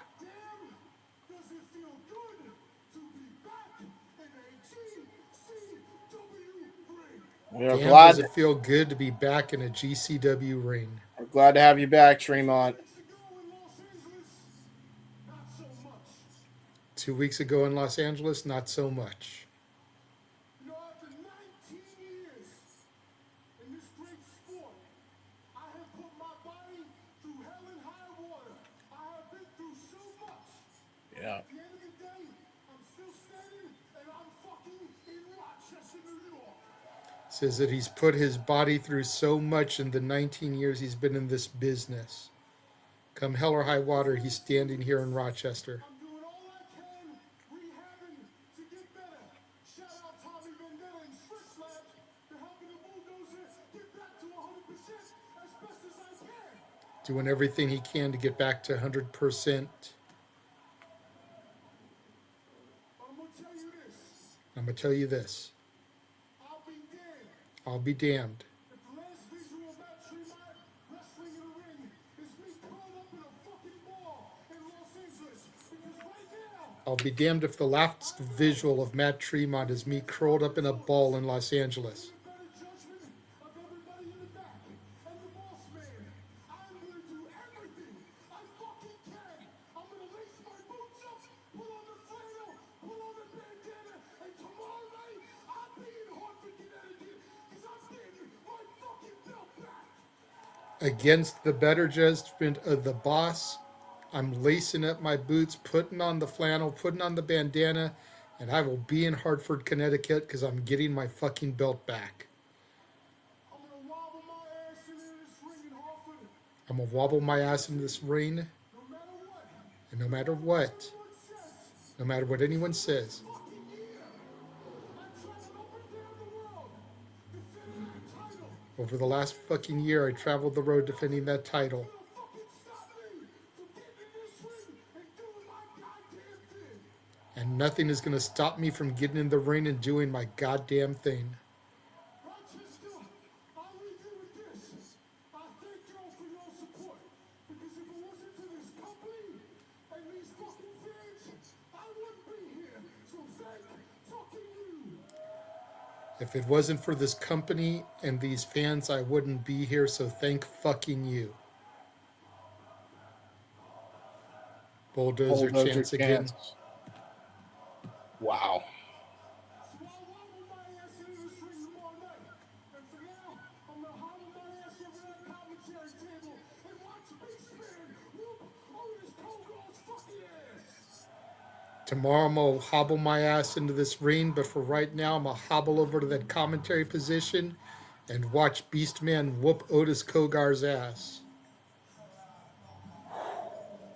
Which I guess that means we switch over to this. Man, you know, I think I mentioned it in the past, but I'll mention it here, man.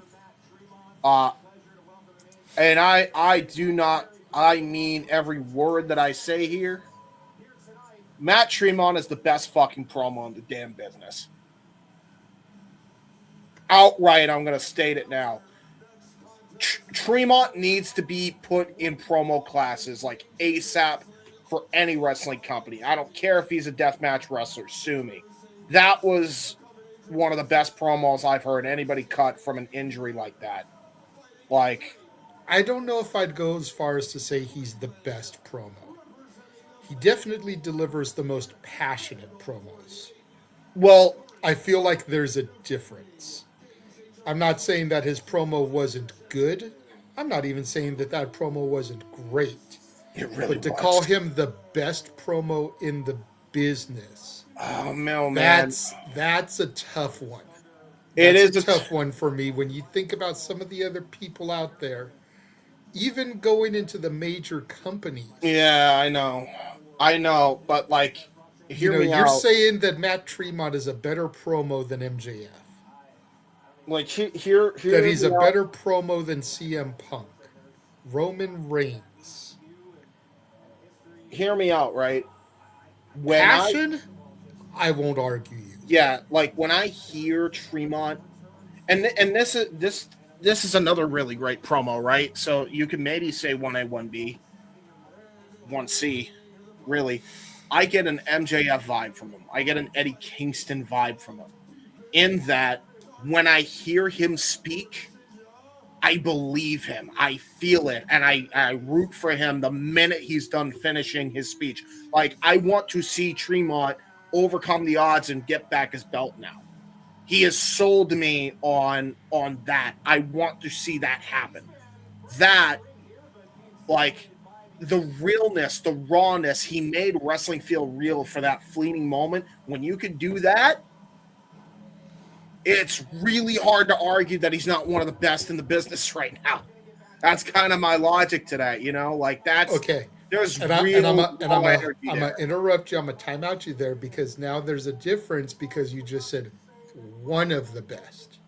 Sure. One of the best I can agree with. The best is where I'm arguing you and disputing you. I felt his. That's the difference. One of the best I can give you. The best, hard argue there.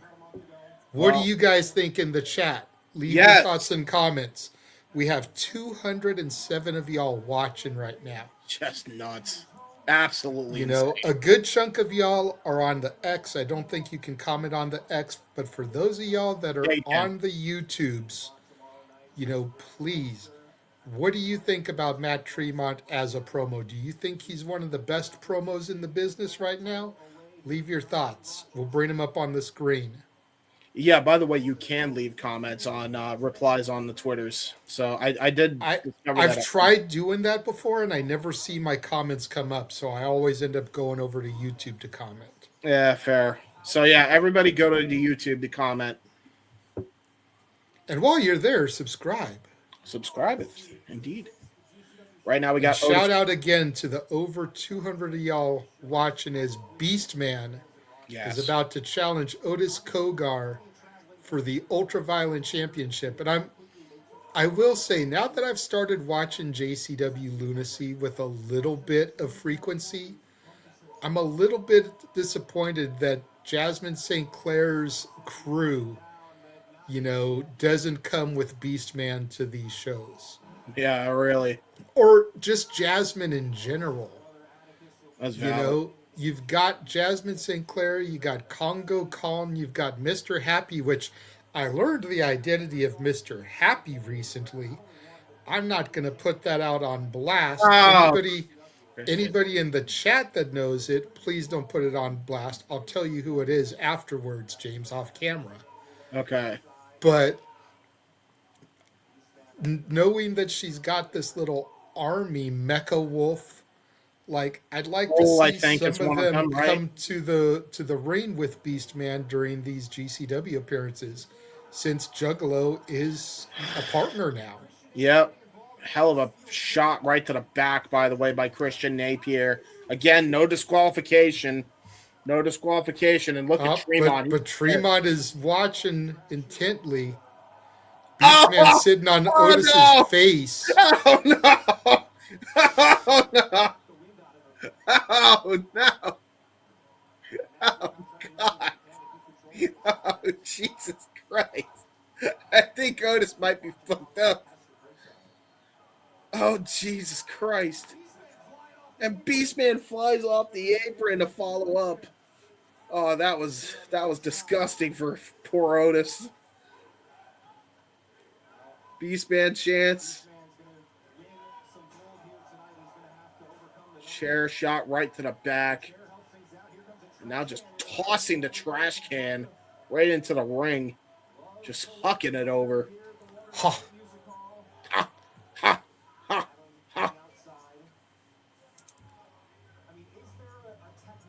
I agree it was the best promo that Matt Tremont cut tonight, meaning Safet thinks he's cut better promos. All right, fair enough. Hey, fair, valid. I loved it.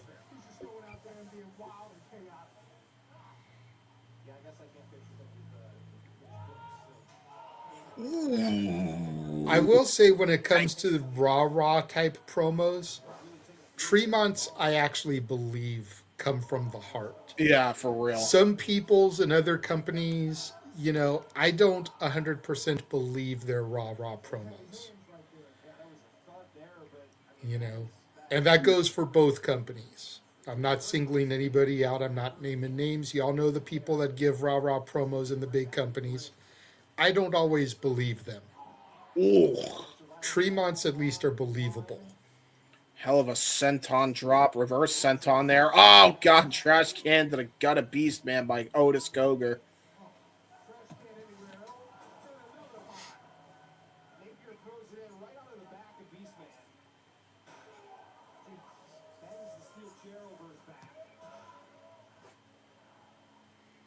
I like that shirt Otis is wearing. Yeah, I do too. The Blunt Force Trauma.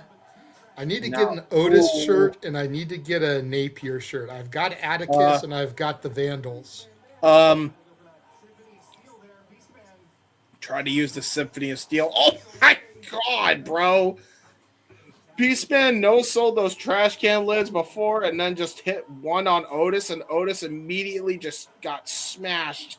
The referee now having to run away because Beastman was trying to get after him. The referee trying to get out the damn way. Probably the smartest man in the match. Oof. Tried to go for the hip attack in the corner. Got countered. Oh, no. Now he got hit with the trash can lid. Right over the head. This is some CTE waiting to happen. Yeah. And we're not talking about Christian testing edge like before. No. Check out that clip on the Simply Reliable Studios Clips channel. There you go. I set that one up for you. Oh my God. He got a trash can right to the head. Beastman crumbles into the corner. He is so heavy and big, by the way, that he damn near moved the whole ring. Oh, Samoa drop. Oh my God. He smashed he smashed Otis right on his shoulder, dude. That was a brutal shot. Goes for a lateral press kick up by Otis somehow.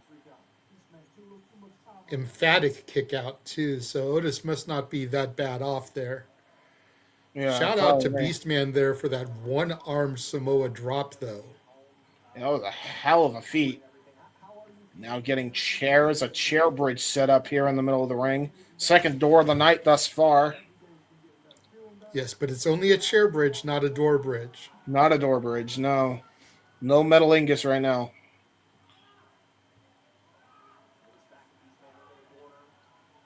Just raking the eyes of Beastman. Beastman now crumples into the corner again.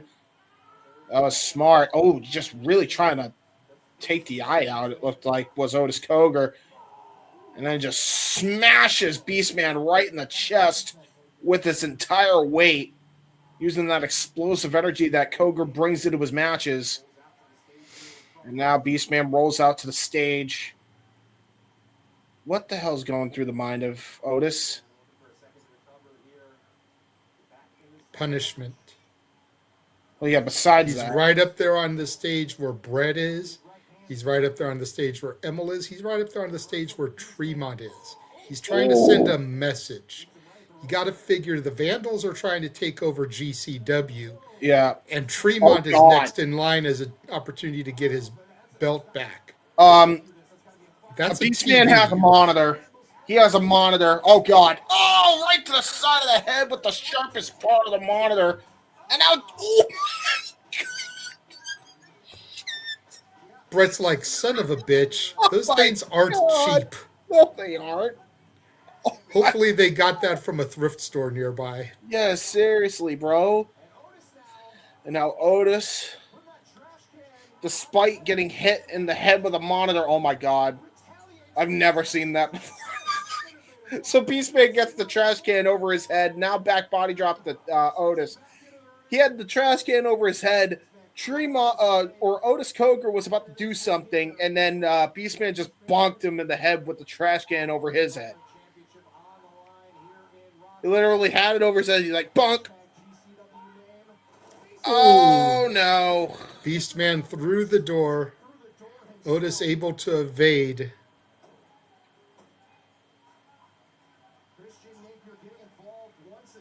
Yeah, he got screwed up from that too, because gotta imagine he's feeling those splinters from that door now. And now look at this, Christian Napier trying to talk Otis back into the matchup here. He's crawling back up to his feet. Ultraviolent title up for grabs. Beastman back to his feet. Otis Cogar. Oh, tried to catch him, but got caught in the Boss Man Slam. Shout out Ray Trailer into a cover. Lateral press. Oh, come on. Christian Napier in there Napier. now, the little fly that won't die no matter how many times you swat at it. Yep. And Beastman Napier's been boozled. Oh, no.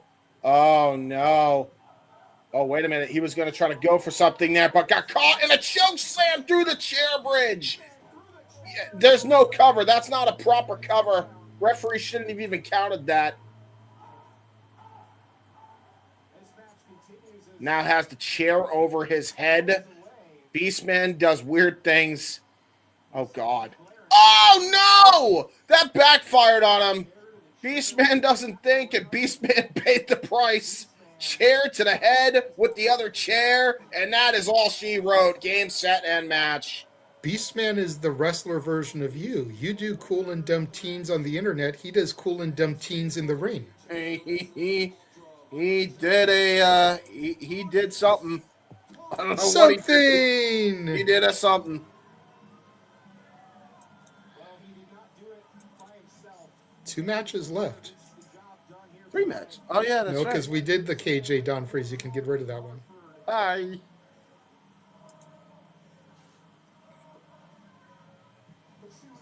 But yeah, I'm digging that Otis shirt. Now Otis is about to speak here. Is he? Oh boy. Yeah, he is. He's got a microphone. Well, he has a microphone, but Napier's been cutting his promos.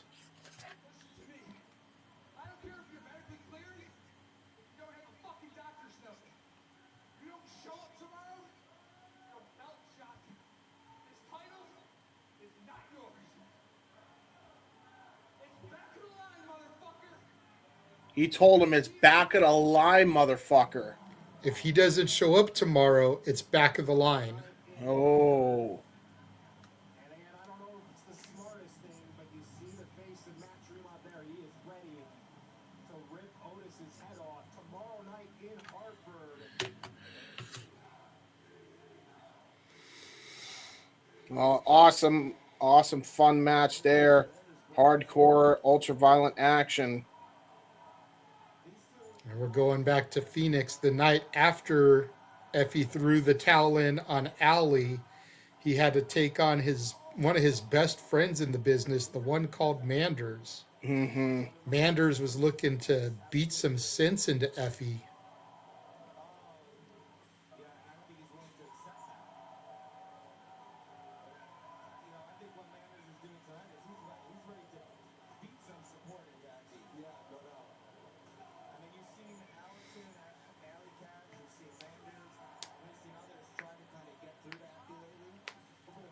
Our good buddy Gino Rivera was on that card as well.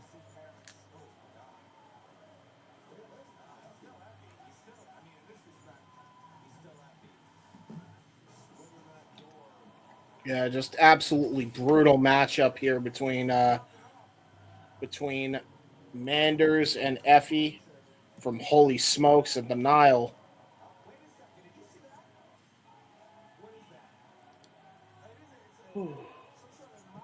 Some of the GCW podcast team was there. Yeah. They said that it was the Nile Theater is a really good environment. Like, I actually wouldn't mind going there. And you see Allie coming back out after Effy screwed her the night before, trying to save his friend. Luis is pressed and just wailing on Effy there. Allie getting her pound of flesh back after Effy threw the towel in, effectively costing her her title match.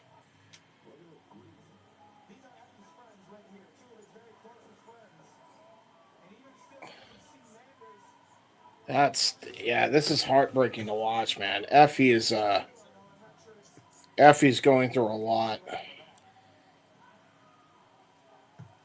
You know, I'm going to give full shout out to my boy John from the podcast team on this. He sees a fatal four-way coming at spring break. Yeah.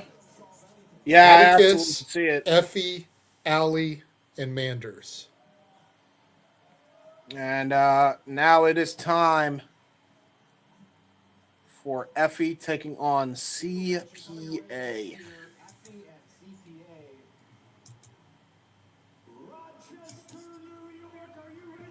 And here's the this ring announcer is pretty damn good too. I don't know who he is, but I like him.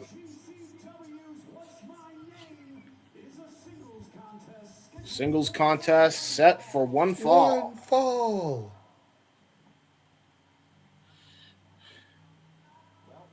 Effy's coming out first.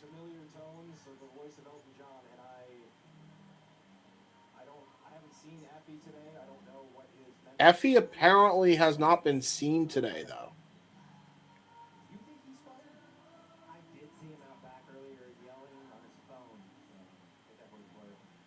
Apparently, he was yelling on his phone earlier today.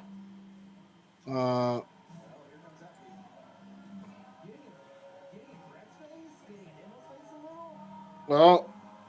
he's acting like everything's fine, but Well, and again, you've got to check out the 4-hour interview he did with John Wolf from the GCW podcast. In addition to just educating people on the business side of wrestling, Effy talked about whether he's fine or not. And, you know, they always say that the best villains believe they're doing the right thing. You know, at the end of the day, Anakin Skywalker wanted to prevent his wife from dying during childbirth. That's what drove him to become Darth Vader. right. The world was dying. Thanos felt that by cutting the population in half, the world would be able to rebuild itself.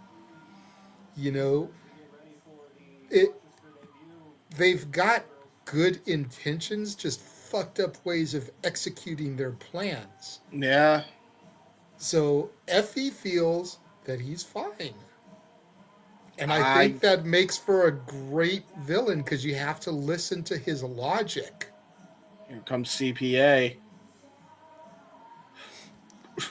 Just what the wait. Well, I remember this guy now. Wait, no, this isn't no, because CPA reminds me of another guy who wears a dress shirt. He was like a dad character. Oh, Dan the Dad. Dan the dad, yeah.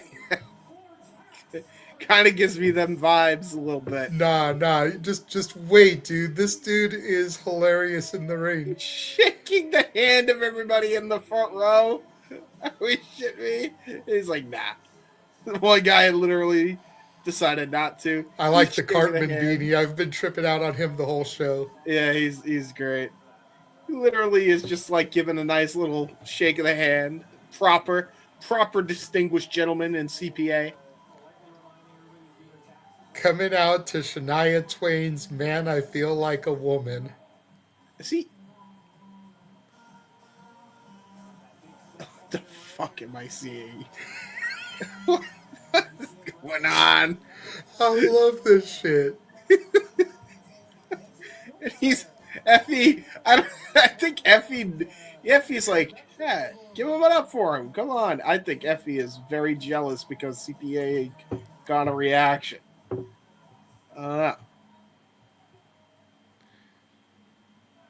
It's like Effie is underdressed and CPA is overdressed. Yeah, really. Very contrast in styles and in attire between these two gentlemen. Oh my goodness. CPA.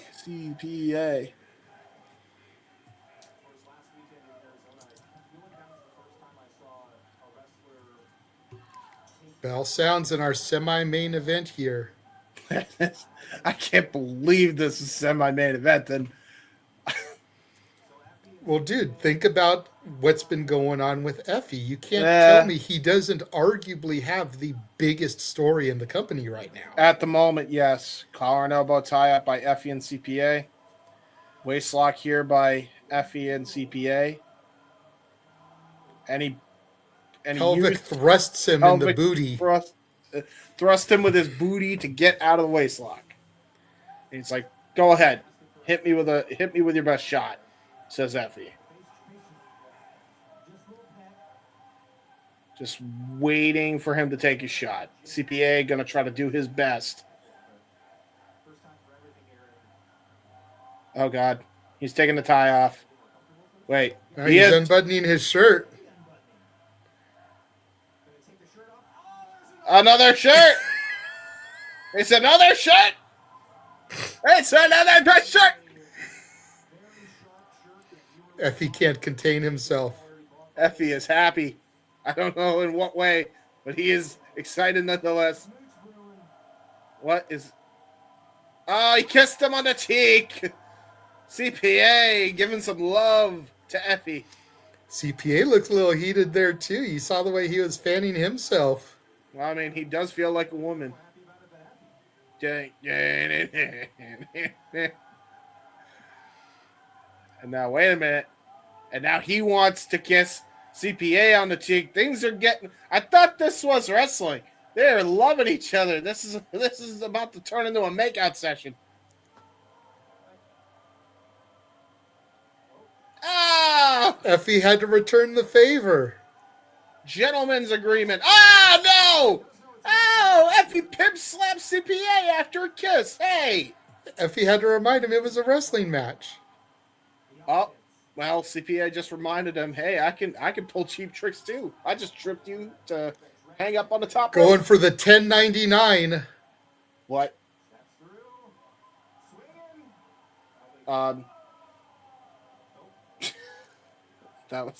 That's a thing. Yeah, it's the 1099 instead of the 619. Okay. It's a tax thing. Come on, James. I Get get with the it. shtick. Oh, I understand. Ooh, I'm CPA teasing aware. his belt. No, And don't. Effy on his knees. Oh, a headbutt right to the mommy daddy No. button. Huh? Right in the CP eggs.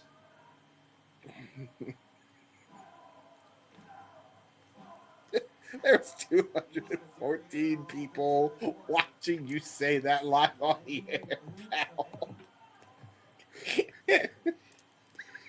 James, first of all, we've barely gotten started on this match. Second of all, we've said a hell of a lot worse. I know. Oh, nice drop kick by CPA. CPA, he's drop kicking. A second drop kick. He tried to go for a third one. Got countered. Effy is not all fun and games now. Uh-oh. Oh, no! He got drop kick again after getting tripped up there by CPA. The tax man is bringing it. Wait, now that I think about it, I have seen CPA before. It was at a fucking Revolver show. I was like, I feel like I've seen this guy before. It was at a fucking Revolver show. He was fighting Big Pound trying to get the 24/7 title. Oh, okay. Yeah. Oh, God. Effy now trying to go for a superplex. CPA trying to fight out of it, right, with those liver shots. Headbutt right to the nose. CPA gets a forearm shiver as a result of that. Oh, don't grab him by the tie. Don't rip his tie off. No. Oh, no. He tried. It was a clip-on. It was a clip-on tie. He got baited. And now And he's there's got the real another tie. one. The real tie of CPA. Oh, no. A backup. Right into CP eggs. Once again. So you sit here and you chastise me for the joke, and then you're going to steal my joke. Oh. I'm a hypocrite. What can I say? Got tossed off to the apron. Did CPA into the floor. And now Effy just has the high ground. Got the ring to himself.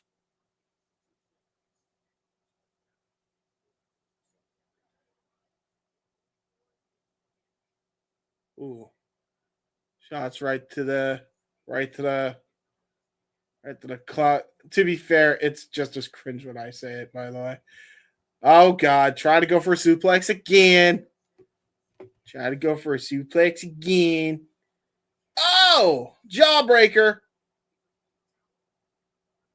And now Effy. Oh, shit. Oh, no. Effy is not happy. Effy is angry, actually. This may be the angriest I've seen Effy since losing the title, by the way. Just FYI.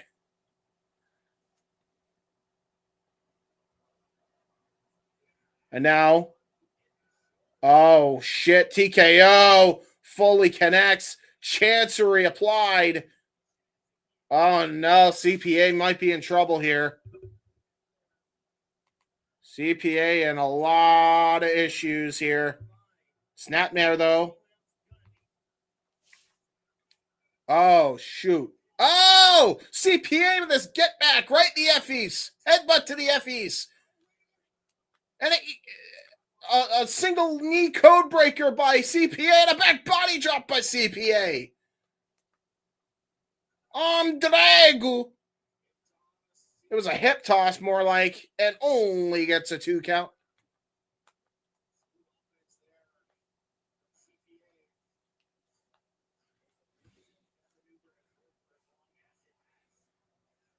And now CPA trying to get himself back into the matchup here. What the fuck what are those socks he's wearing? Wait a minute. I'm just noticing that. Oh, trying to go for a diving attack. Got caught with a spear in midair. And somehow kicked out. What are those socks he's wearing? Look at them things. Oh, no. Effy takes the belt off. No. And now Effy is going to whip CPA into shape.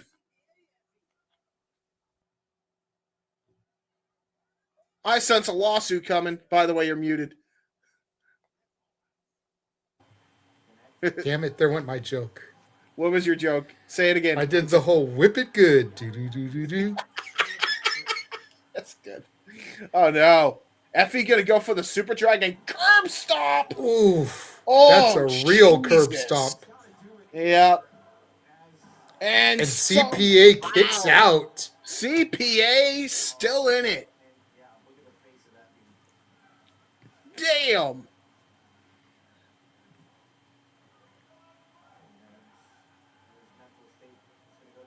And now Effy's almost like beside himself. Like, what the hell do I have to do to beat this guy? Oh, shit. Putting a cigarette out. Looking for the JBL jackknife powerbomb. Oh, wait a minute. Got countered. Back to his feet is CPA. Smack to the chest. Another smack. CPA. He's hulking up. He's taxing up. He's taxing up. He's raising those interests. He's raising those interests. Damn it. He is the tax man. Lariato! Another Lariato! CPA on fire. Fireman's carry. Blocked, thwarted by Effy. Oh, got caught. Sit out. Power bomb. Pop-up variation. I think Effy was looking for the sack rider there and got countered into the sit-out power bomb. And now this might be all she wrote here. If CPA can get Effy up for his finish. Let's see what it is. It is a straight-up Death Valley driver cover. Hooked a far leg and a kick out by Effy. Just barely.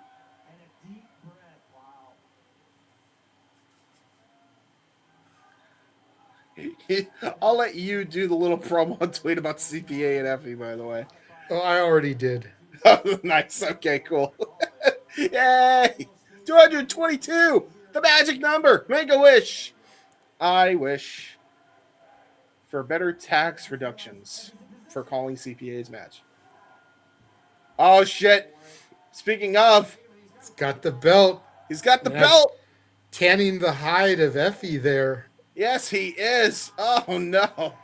And now, Going here he for the goes. 1099 again. 1099. Connects Oh. with it this time. He did it. Been looking for it the whole match. And CPA climbs to the top rope. And the drop Kiku from the top rope. Danielson style only gets a 2 count. Effy stays alive. Damn, I thought that was going to be it. That would have been funny. When was the last time a top rope drop kick ended the match? When was the last time a Blue Thunder Bomb ended a match?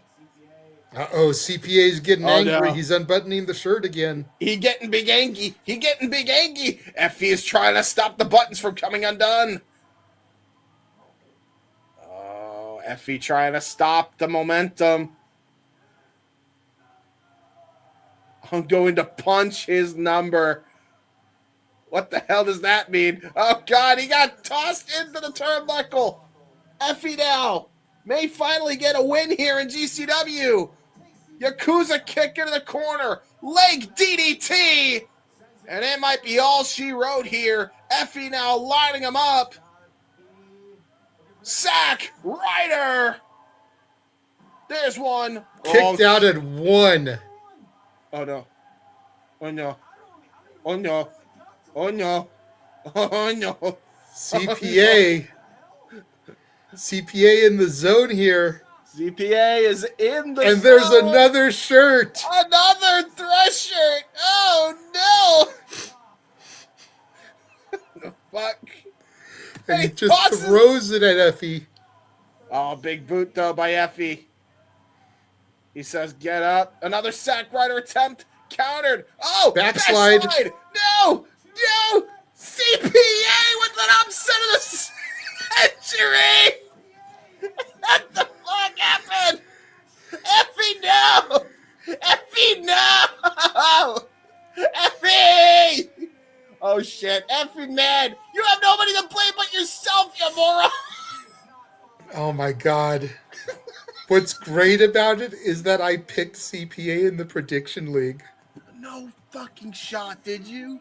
Yes, I did, because Effy has been on this losing streak. He's been spiraling. Oh my god. Think about it. Ever I since guess Effy lost so, the but title, he has not won a match. The more he tries to prove he's fine, and a stunner by CPA, adding insult to injury here. Is that the punches number? Is that the punches number? That's the punches number, isn't it? The But fucking think, stunner. James, think about this though.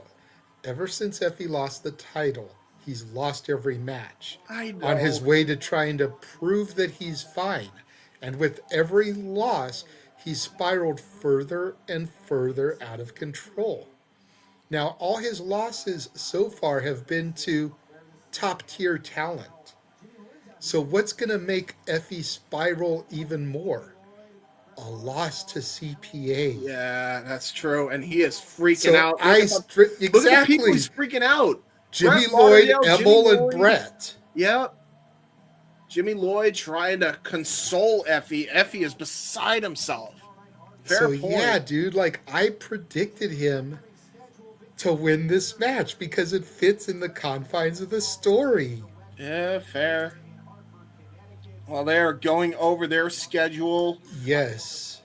Do you want to go over their schedule, or do you think? Yeah, we can take a second to go over their schedule. Tomorrow, of course, they'll be in Hartford, Connecticut. Yes. March 6th and 7th and 8th, a 3-day week next weekend, folks. Yes, I will not be free to Kentucky, sex, by the way. Just FYI. Louisville, Kentucky, Columbus, Ohio, and Chicago, Illinois. Yes. All 3 days. God, Jesus, look at that collective lineup is so insane. Yeah. April 15th, 16th, 17th, and 18th, all in Las Vegas. Yep. That would be of April, of course. March 14th and 15th, a double shot in Atlantic City, New Jersey. Yep. Back in LA for the go home to spring break on April 4th. I will not be at that show. Yeah. It's going to be the first GCW in LA show that I'm going to miss since going to the first one I went to last year. And I'm kind of bummed because Chris Masters is returning. Yes. And Super Crazy is going to be on that show. Mm-hmm. Oh, and look at that. Masato Tanaka and Hayabusa against Bear Bronson and Mr. Danger for MTK Fight Club. Oh, That's going to be one of the shows you'll be calling as part of the collective. So don't even worry about that. Again, so much stuff going to be happening in Vegas. We will be at Poder Mania. We will be at the Hybrid Show. We will be at Progress. We will be at Bloodsport, Spring Break, and Juggalo. And now that Stand and Deliver is on its own weekend, we might actually go to Big Gay Brunch also on Saturday morning. Valid as well. I was so pissed when I heard that because we were waiting for Stand and Deliver tickets to go on sale so that we could go support our NXT as part of Mania, and they made it not a part of Mania week. Well, there you go. But that just means we can go to Big Gay Brunch and support Effy's show. So we may just do that. They've announced the first match, The Dark Sheik versus Nyla Rose. Yeah. That's going to be a good one, too. Both trans women and both can hoop. And I knew Dark Sheik when Dark Sheik was still a full-blown male. Yeah. Before he transgendered and made the switch over. So it'll be interesting to see if I can get close to Dark Sheik and if Dark Sheik remembers me. Yeah. Like, do you remember me? You remember this guy? You like purple. And then after Vegas, Philadelphia at the 2300, of course, May 2nd. May 15th, 16th, and 17th, another 3-day shot. Detroit, Michigan, Sauget, Illinois, and to be announced for the 17th of May. June 18th, Wildwood, New Jersey. They're not going to have a month off. There's going to be dates announced in between May 17th and June 18th. Yes, sir. The question is when and where. And speaking of, if you think that schedule is insane, that's just the GCW stuff that we will also probably be covering. Here's everything that you have to look forward to for the Simply Reliable Studio schedule coming up in just mere moments. We'll be right back after these words. And now for a taste of things to come.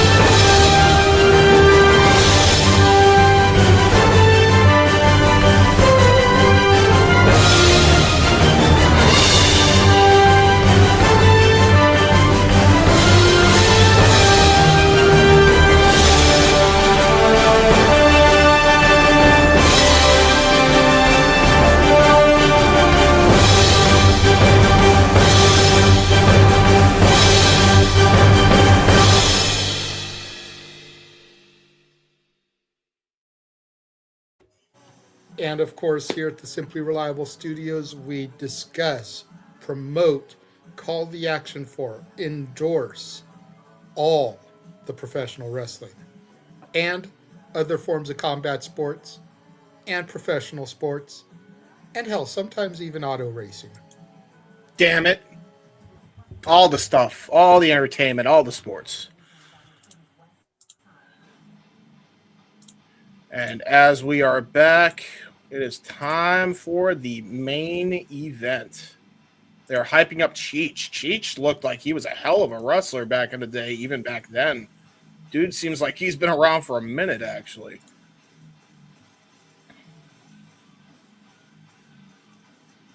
I assume you got the main event tweet. Working on it. Sweet. All right. So that leaves me to put my phone in my pocket and enjoy the matchup.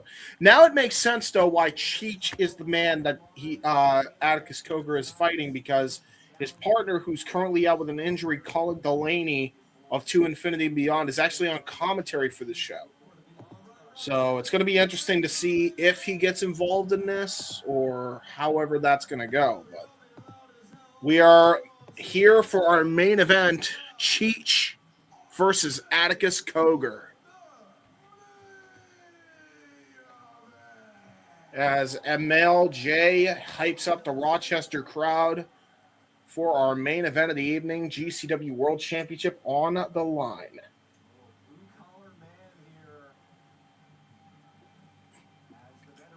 Apparently, Cheech is a blue-collar man. I didn't even know that.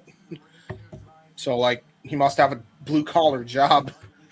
Which, honestly, fair enough. He kind of looks like it. He's just a common man. Honey bone with his hand, baby.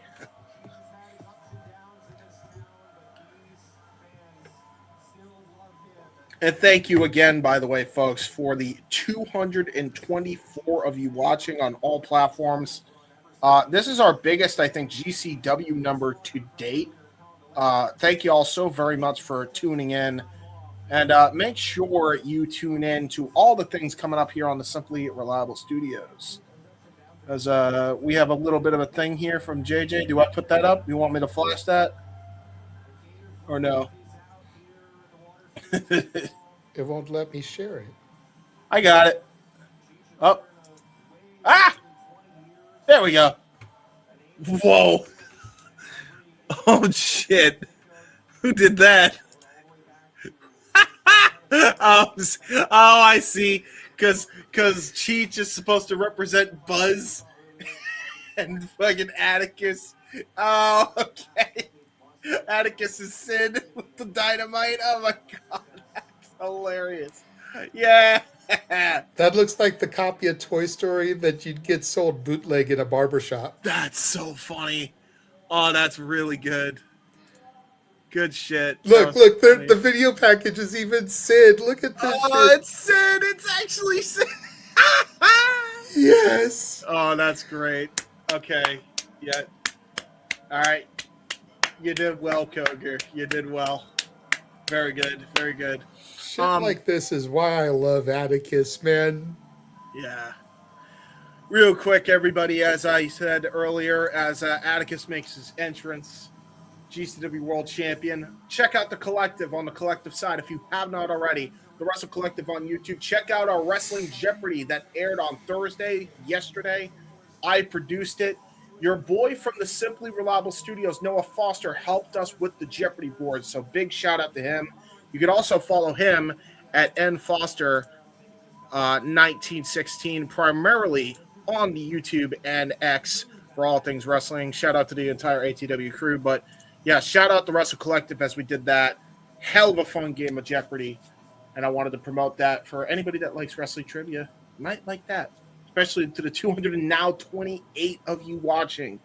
Insane number for GCW. Thank you all so very much.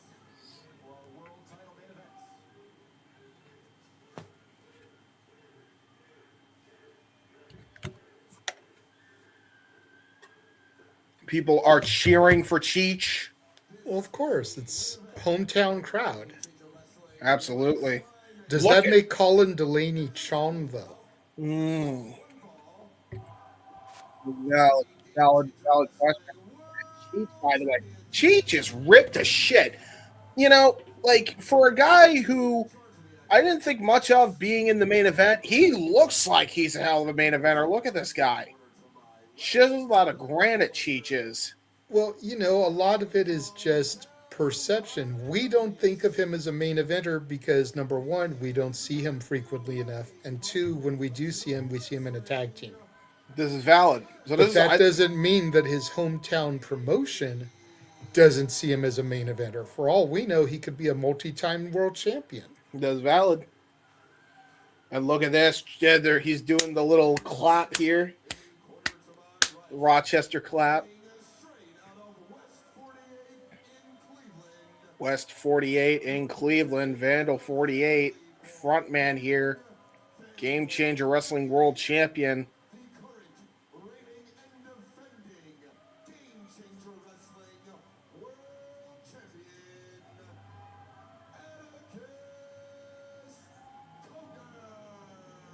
Cogar, not gonna lie, dude, seeing him hold that belt in the air makes me want to get the replica on eBay so I can have him sign that shit. Yeah. Dude, look at the dress sense of Cogar tonight. It's definitely different. It's Sid. Oh, it's Sid's outfit. It's the Sid fit. Oh, shit. It's a modified version because it's not a straight-up skull. They did the skull in, like, the pig, like the Cogars usually do. But it's definitely a little modified Sid action here. The black Chuck Taylors. There we the go. Denim jeans. The tank top with the skull. Shout out to Atticus for knowing when to play the part, man. Again, this is why I love Atticus. One of the best minds on the indie scene. Possibly in the game. Dude's brain reminds me of Ravens, dude. Yeah, seriously. Valid. Collar and elbow tie up as we get into the matchup here. Cheech, the challenger. Atticus Cogar, the champion. And here we go. Nice side headlock there from the champ. Getting the control back over the challenger, Cheech. Cheech pushes him off, though, able to slide out of it. Oh, immediately took the skewers out from his pocket. Tosses them to Colin Delaney. Brilliant move there by Cheech. That was great. But you know Atticus, you know he's got another one up his sleeve somewhere. Mm-hmm. If I was Cheech, or in his pocket. I was about to say, I would check all four pockets in those cargo pants.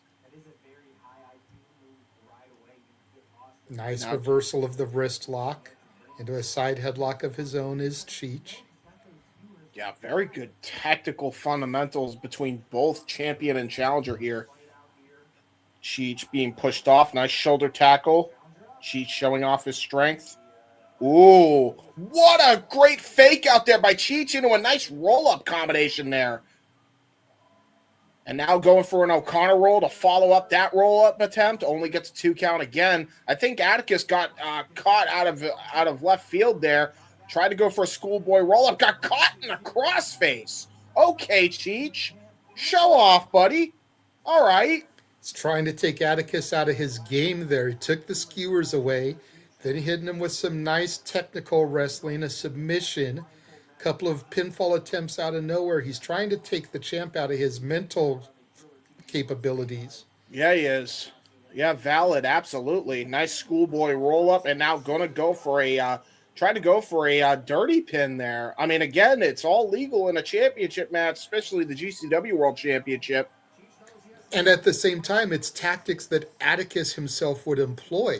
Yep. So if Cheech can beat Atticus to the punch here, Atticus is going to try to have to reevaluate himself.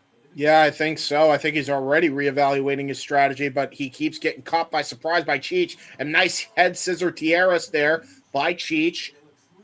Tries to follow it up, but look at that nice head scissor there by Atticus Cogar. You don't usually see Atticus Cogar hoop like this. He's usually about the plunder, but Cheech is taking the champion to his limit. And now both men head to head, desperate to try to get an advantage on one another here. I hope Atticus's next wardrobe drop includes that shirt. Dude, I will cop that shit in a heartbeat. Oh, try to go for a suplex to the outside. Oh, it backfired on him big time. Cheech able to reverse it with a slingshot out to the ring and smashes Atticus Cogar back first to the outside. That was brutal.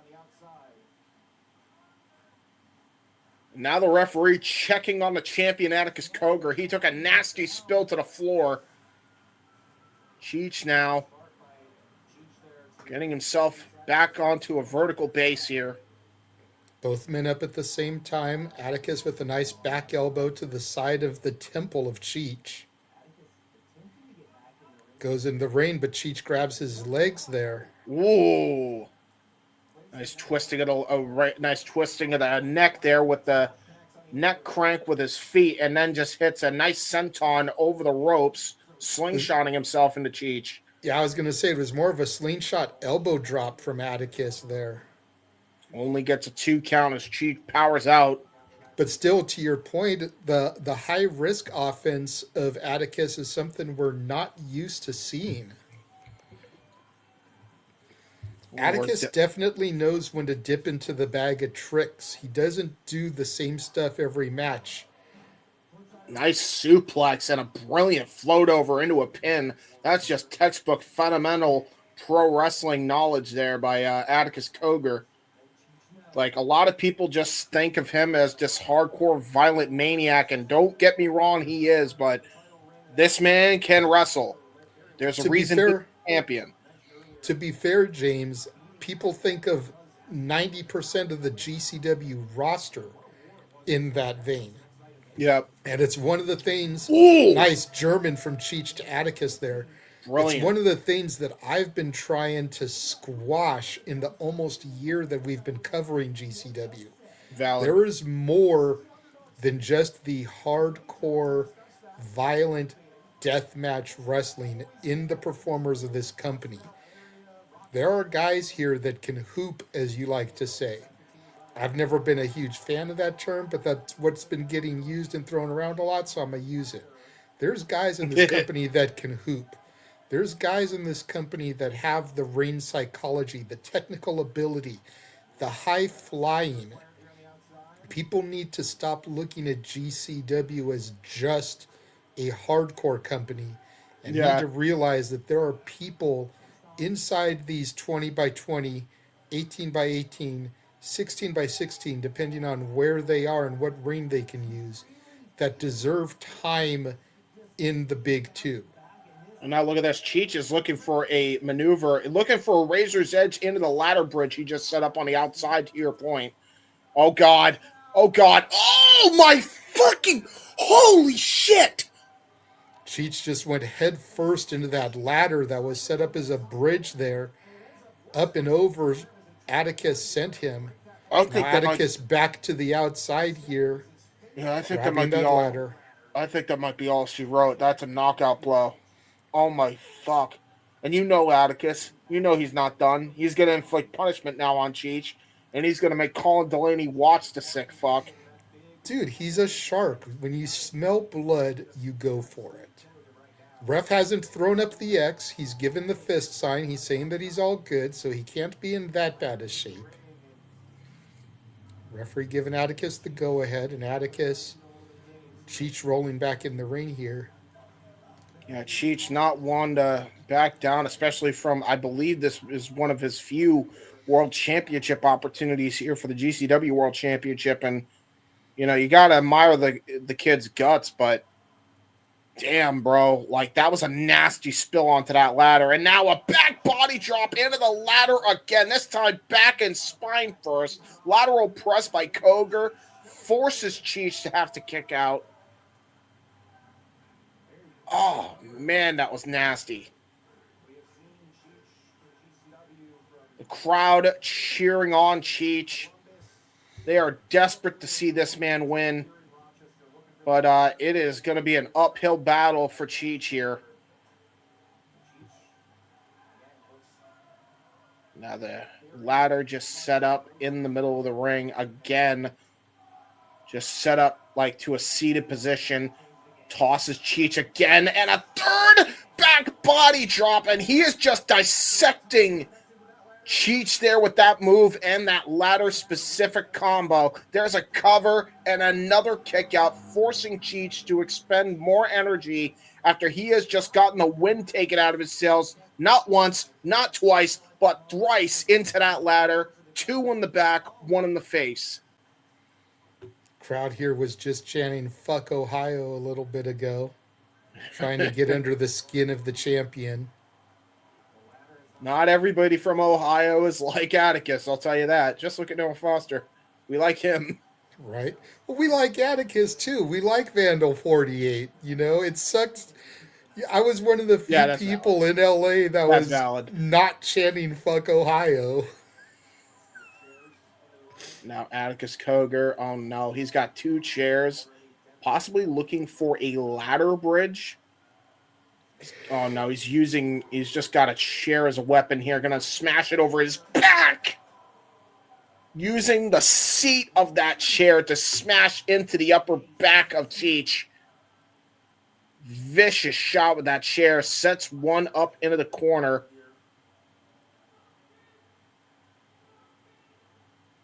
Now grabs the other steel chair.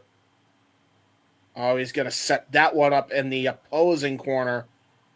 Man, he is just setting up instruments of destruction, isn't he? Absolutely. You know Cogar.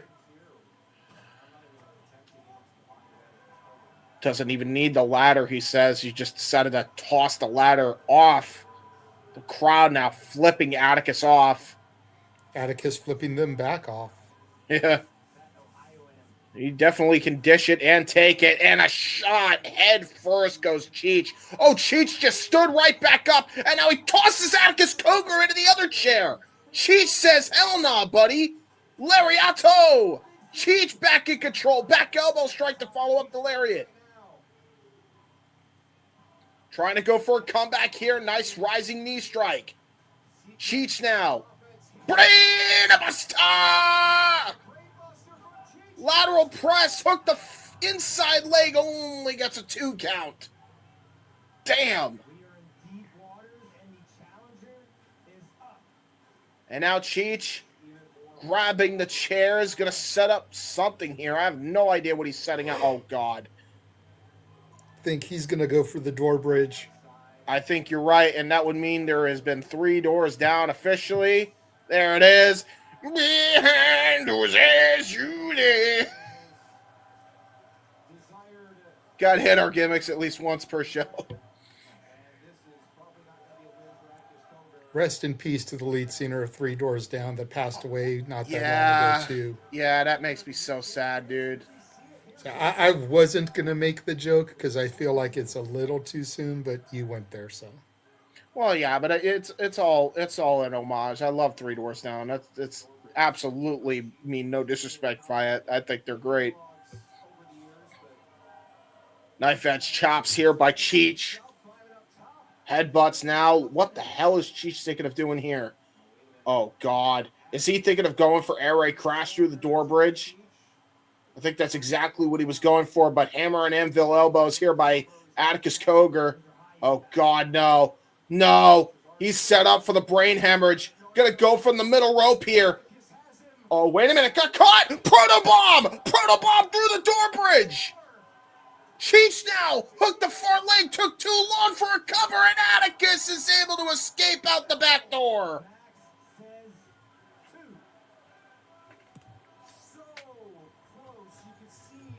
So damn close for Cheech. Again, Yet look at the so far protobomb. away. Protobomb again. If he had just immediately went for the cover, he could have won the title there. But unfortunately, he took too long trying to recover from that drop off the middle rope. And now Cheech is still continuing to try to develop a game plan here. He's got a steel chair in hand. Possibly looking to set up maybe a drop toe hold, perhaps. Oh, no, he's going to set up for air raid. Going to set up for air. Oh! Going to try to go for air Sabu. Got the chair kicked right to his knee. And now Atticus Cogar.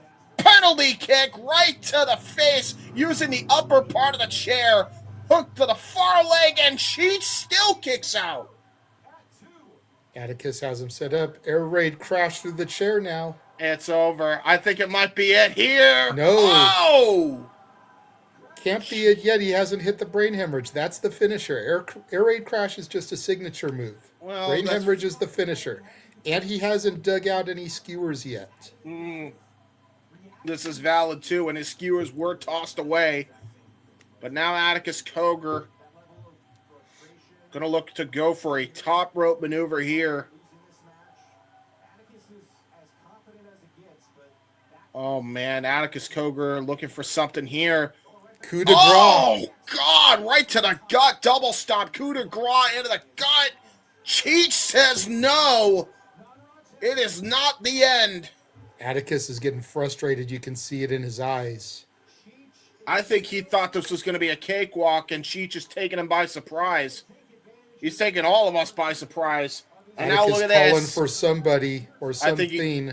I think he's calling out for Here Cogar comes Bald the Vandals. and Cogar cousin. There they are. Vandal 48 in full effect. Otis and Napier. And if I'm calling Delaney, I'm getting off a commentary, and I'm trying to come to the aid of my tag partner. And oh no!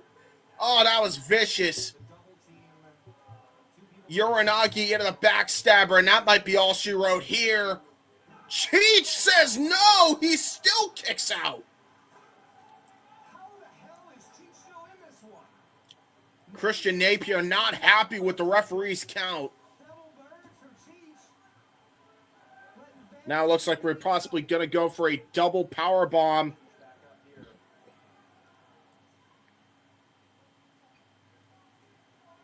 Oh, no. Oh, no, I know. Wait a minute.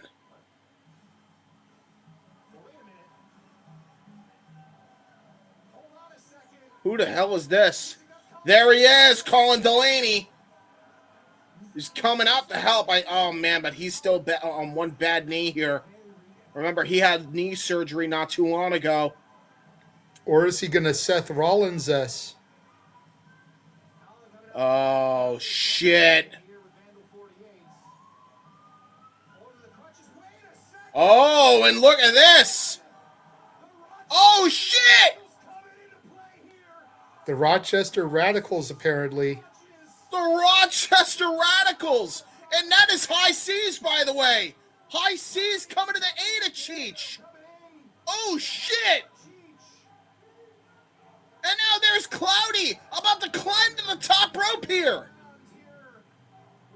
Christian and now Napier jumping on him. this is insane here. And Here comes Cheech coming Cheech. in. Oh shit. Powerbomb. And there's Cloudy, his old former tag partner, into the rising knee doomsday device powerbomb. And now Otis getting thrown in there. Otis Cogar being thrown in there. Super kick. Oh shit. And now look at this. I think they're gonna set it up. Steel chair right into the head. Oh! 619 and drop kick combination with the chair into his face. But it doesn't matter what they do to Napier and Otis. Atticus is the champion. Brain hemorrhage. Oh no! Brain hemorrhage. Oh, wait a minute. Nando back in. Brain hemorrhage to Ando. Now Cloudy back in the ring. Spinning heel kick. Brain hemorrhage to Cloudy. No matter what Cloudy they lost do, his shoe. dude, no matter what they do, nothing Cheech can be kicks done, out. but Cheech is still fighting. Because it took too long to get to that pinfall going after high C's. That's true. That's true. Unbelievable.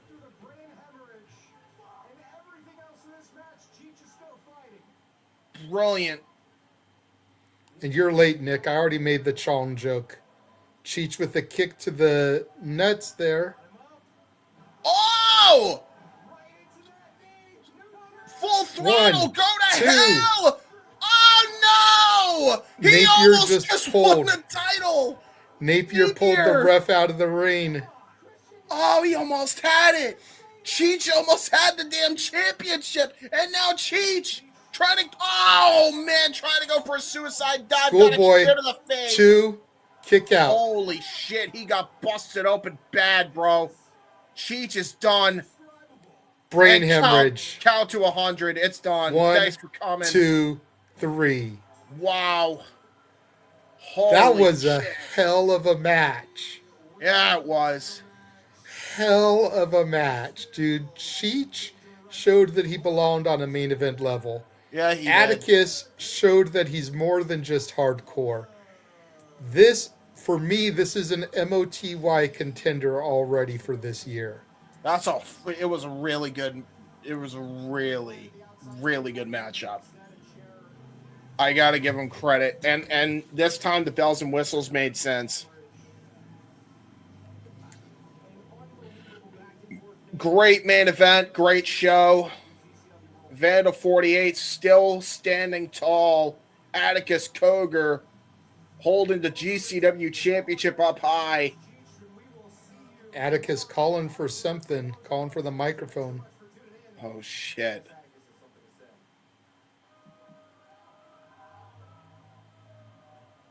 And now look at that, Napier kicking Cheech out of the ring.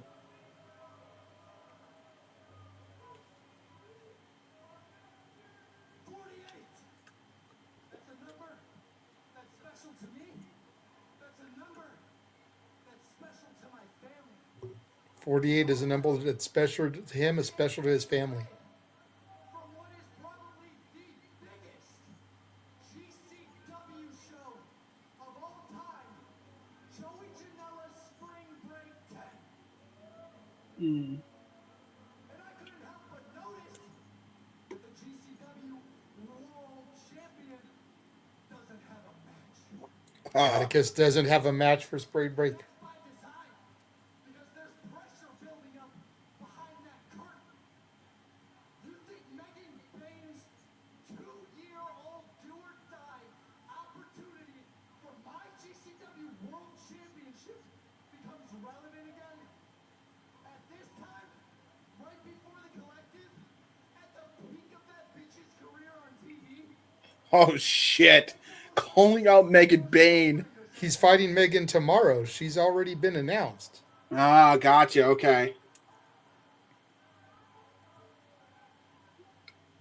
So tomorrow, in Hartford, Megan Bain, bring your hometown as they will watch your aura collapse. Because the only thing that dies tomorrow is the god they try to turn you into. shit. God damn. I don't usually hope for the feed to pick up what people are saying, but I hope they pick that up. God damn. That's a hell of a way to cap off the show as we have faded to black and we are off the air. Atticus Cogar with a vicious promo to end the show. Great night of action overall. Whew. I can't. 236 of you watching. Thank you all very much. We're going to run through the promos and then get on out of here. Yes. Let me go ahead and do. Well, I was gonna say we'll just do the overhead thing because I think that's easier. You think that's easier? That's fair. Subscribe to Rage of Wrestling on YouTube. Subscribe to and follow nfoster1916 on YouTube and the X. Subscribe to and follow J Hebertside95 on the X and YouTube. He does really cool and dumb teens on the internet. Make sure you follow the WrestleFish on the X. Make sure you subscribe to and follow the Casa D18 Studios on YouTube and the X. No S on the X account, with an S on YouTube. Make sure you follow Jeff Meacham at the Jeff Meacham Network on YouTube. Subscribe. Subscribe to Batty for Wrestling on YouTube. Subscribe to our very own Pink Ranger at Rangers of Wrestling on YouTube. You can make sure you're following us on the X at SR Studios 2024 and make sure you're supporting our friends at the Wrestle Collective on